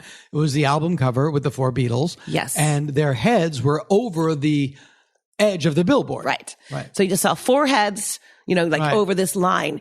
And then one morning, Paul's head isn't there anymore. It was completely sawed off. This was a huge thing in LA. Yeah. I mean, Beatle fans cried. They were hysterical. Yeah. They felt that this was the Paul is dead the thing that was happening. Everybody was saying this. And this was just another clue that he's dead. And people were freaking out. Who would have taken his head down? Okay. This was never solved. Like no one knows where the head went. I put a picture of it up on Facebook and I said, I wonder whatever happened to Paul's head. I'm thinking 4 or 5 comments down, a friend of mine, Robert, says, I took it. And you're like, ha, ha, ha. Yeah. It's in your garage. Blah, blah, blah. No, it really is. Like, oh, sure. Next comment, please. Next thing I know, he goes and takes the photos and he puts it in the thread. And there it was. Now, the greatest part about this is some people are like, he's a thief. He should be arrested. Statute of limitations. I said, guess what? Not just statute of limitations, but he actually is a preservationist. Right. There's nothing left from those billboards ever. There's nothing left from them. They were always painted over. Right, yeah. He has Paul's head. I thought, well, how can we make a nice story out of this? I'm going to find out who the artist was who painted the original. And I found him, Mario Ruda. And I reunited him with Paul's head and the guy who took it at this party. And Mario cried. He said, can I just touch it? He hadn't seen his work in 48 years or something. Yeah. So yeah, we found Paul's head. That's amazing. Yeah. Watch Hollywood Mysteries and Scandals on YouTube and SoCal Scene on Spectrum. Please. Thank you. And Allison Martino Vintage LA on Facebook. Thanks for having me. This was so much fun. Thank you so much, Allison.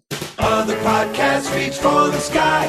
Dana Gould Hour. We barely try.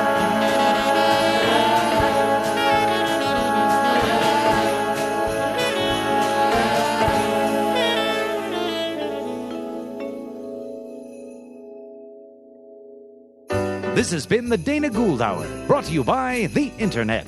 Music by Andy Paley, with Jake Posner behind the board. Produced by Jeff Fox. Graphic design and web production by Spencer Hunt and Segan Friend. Sound editing and post-production by Jalinda Palmer and Joe Napolitano. Hey, if you like the show, why don't you drop us a line at show@danagould.com. Tom Kenny speaking. I'm a DJ, I'm a DJ, I'm a person, I'm a person, I'm a singer, I'm a singer, I love to sing and DJ. Boom! Peace out, peace out. You want me? Peace out. Boom.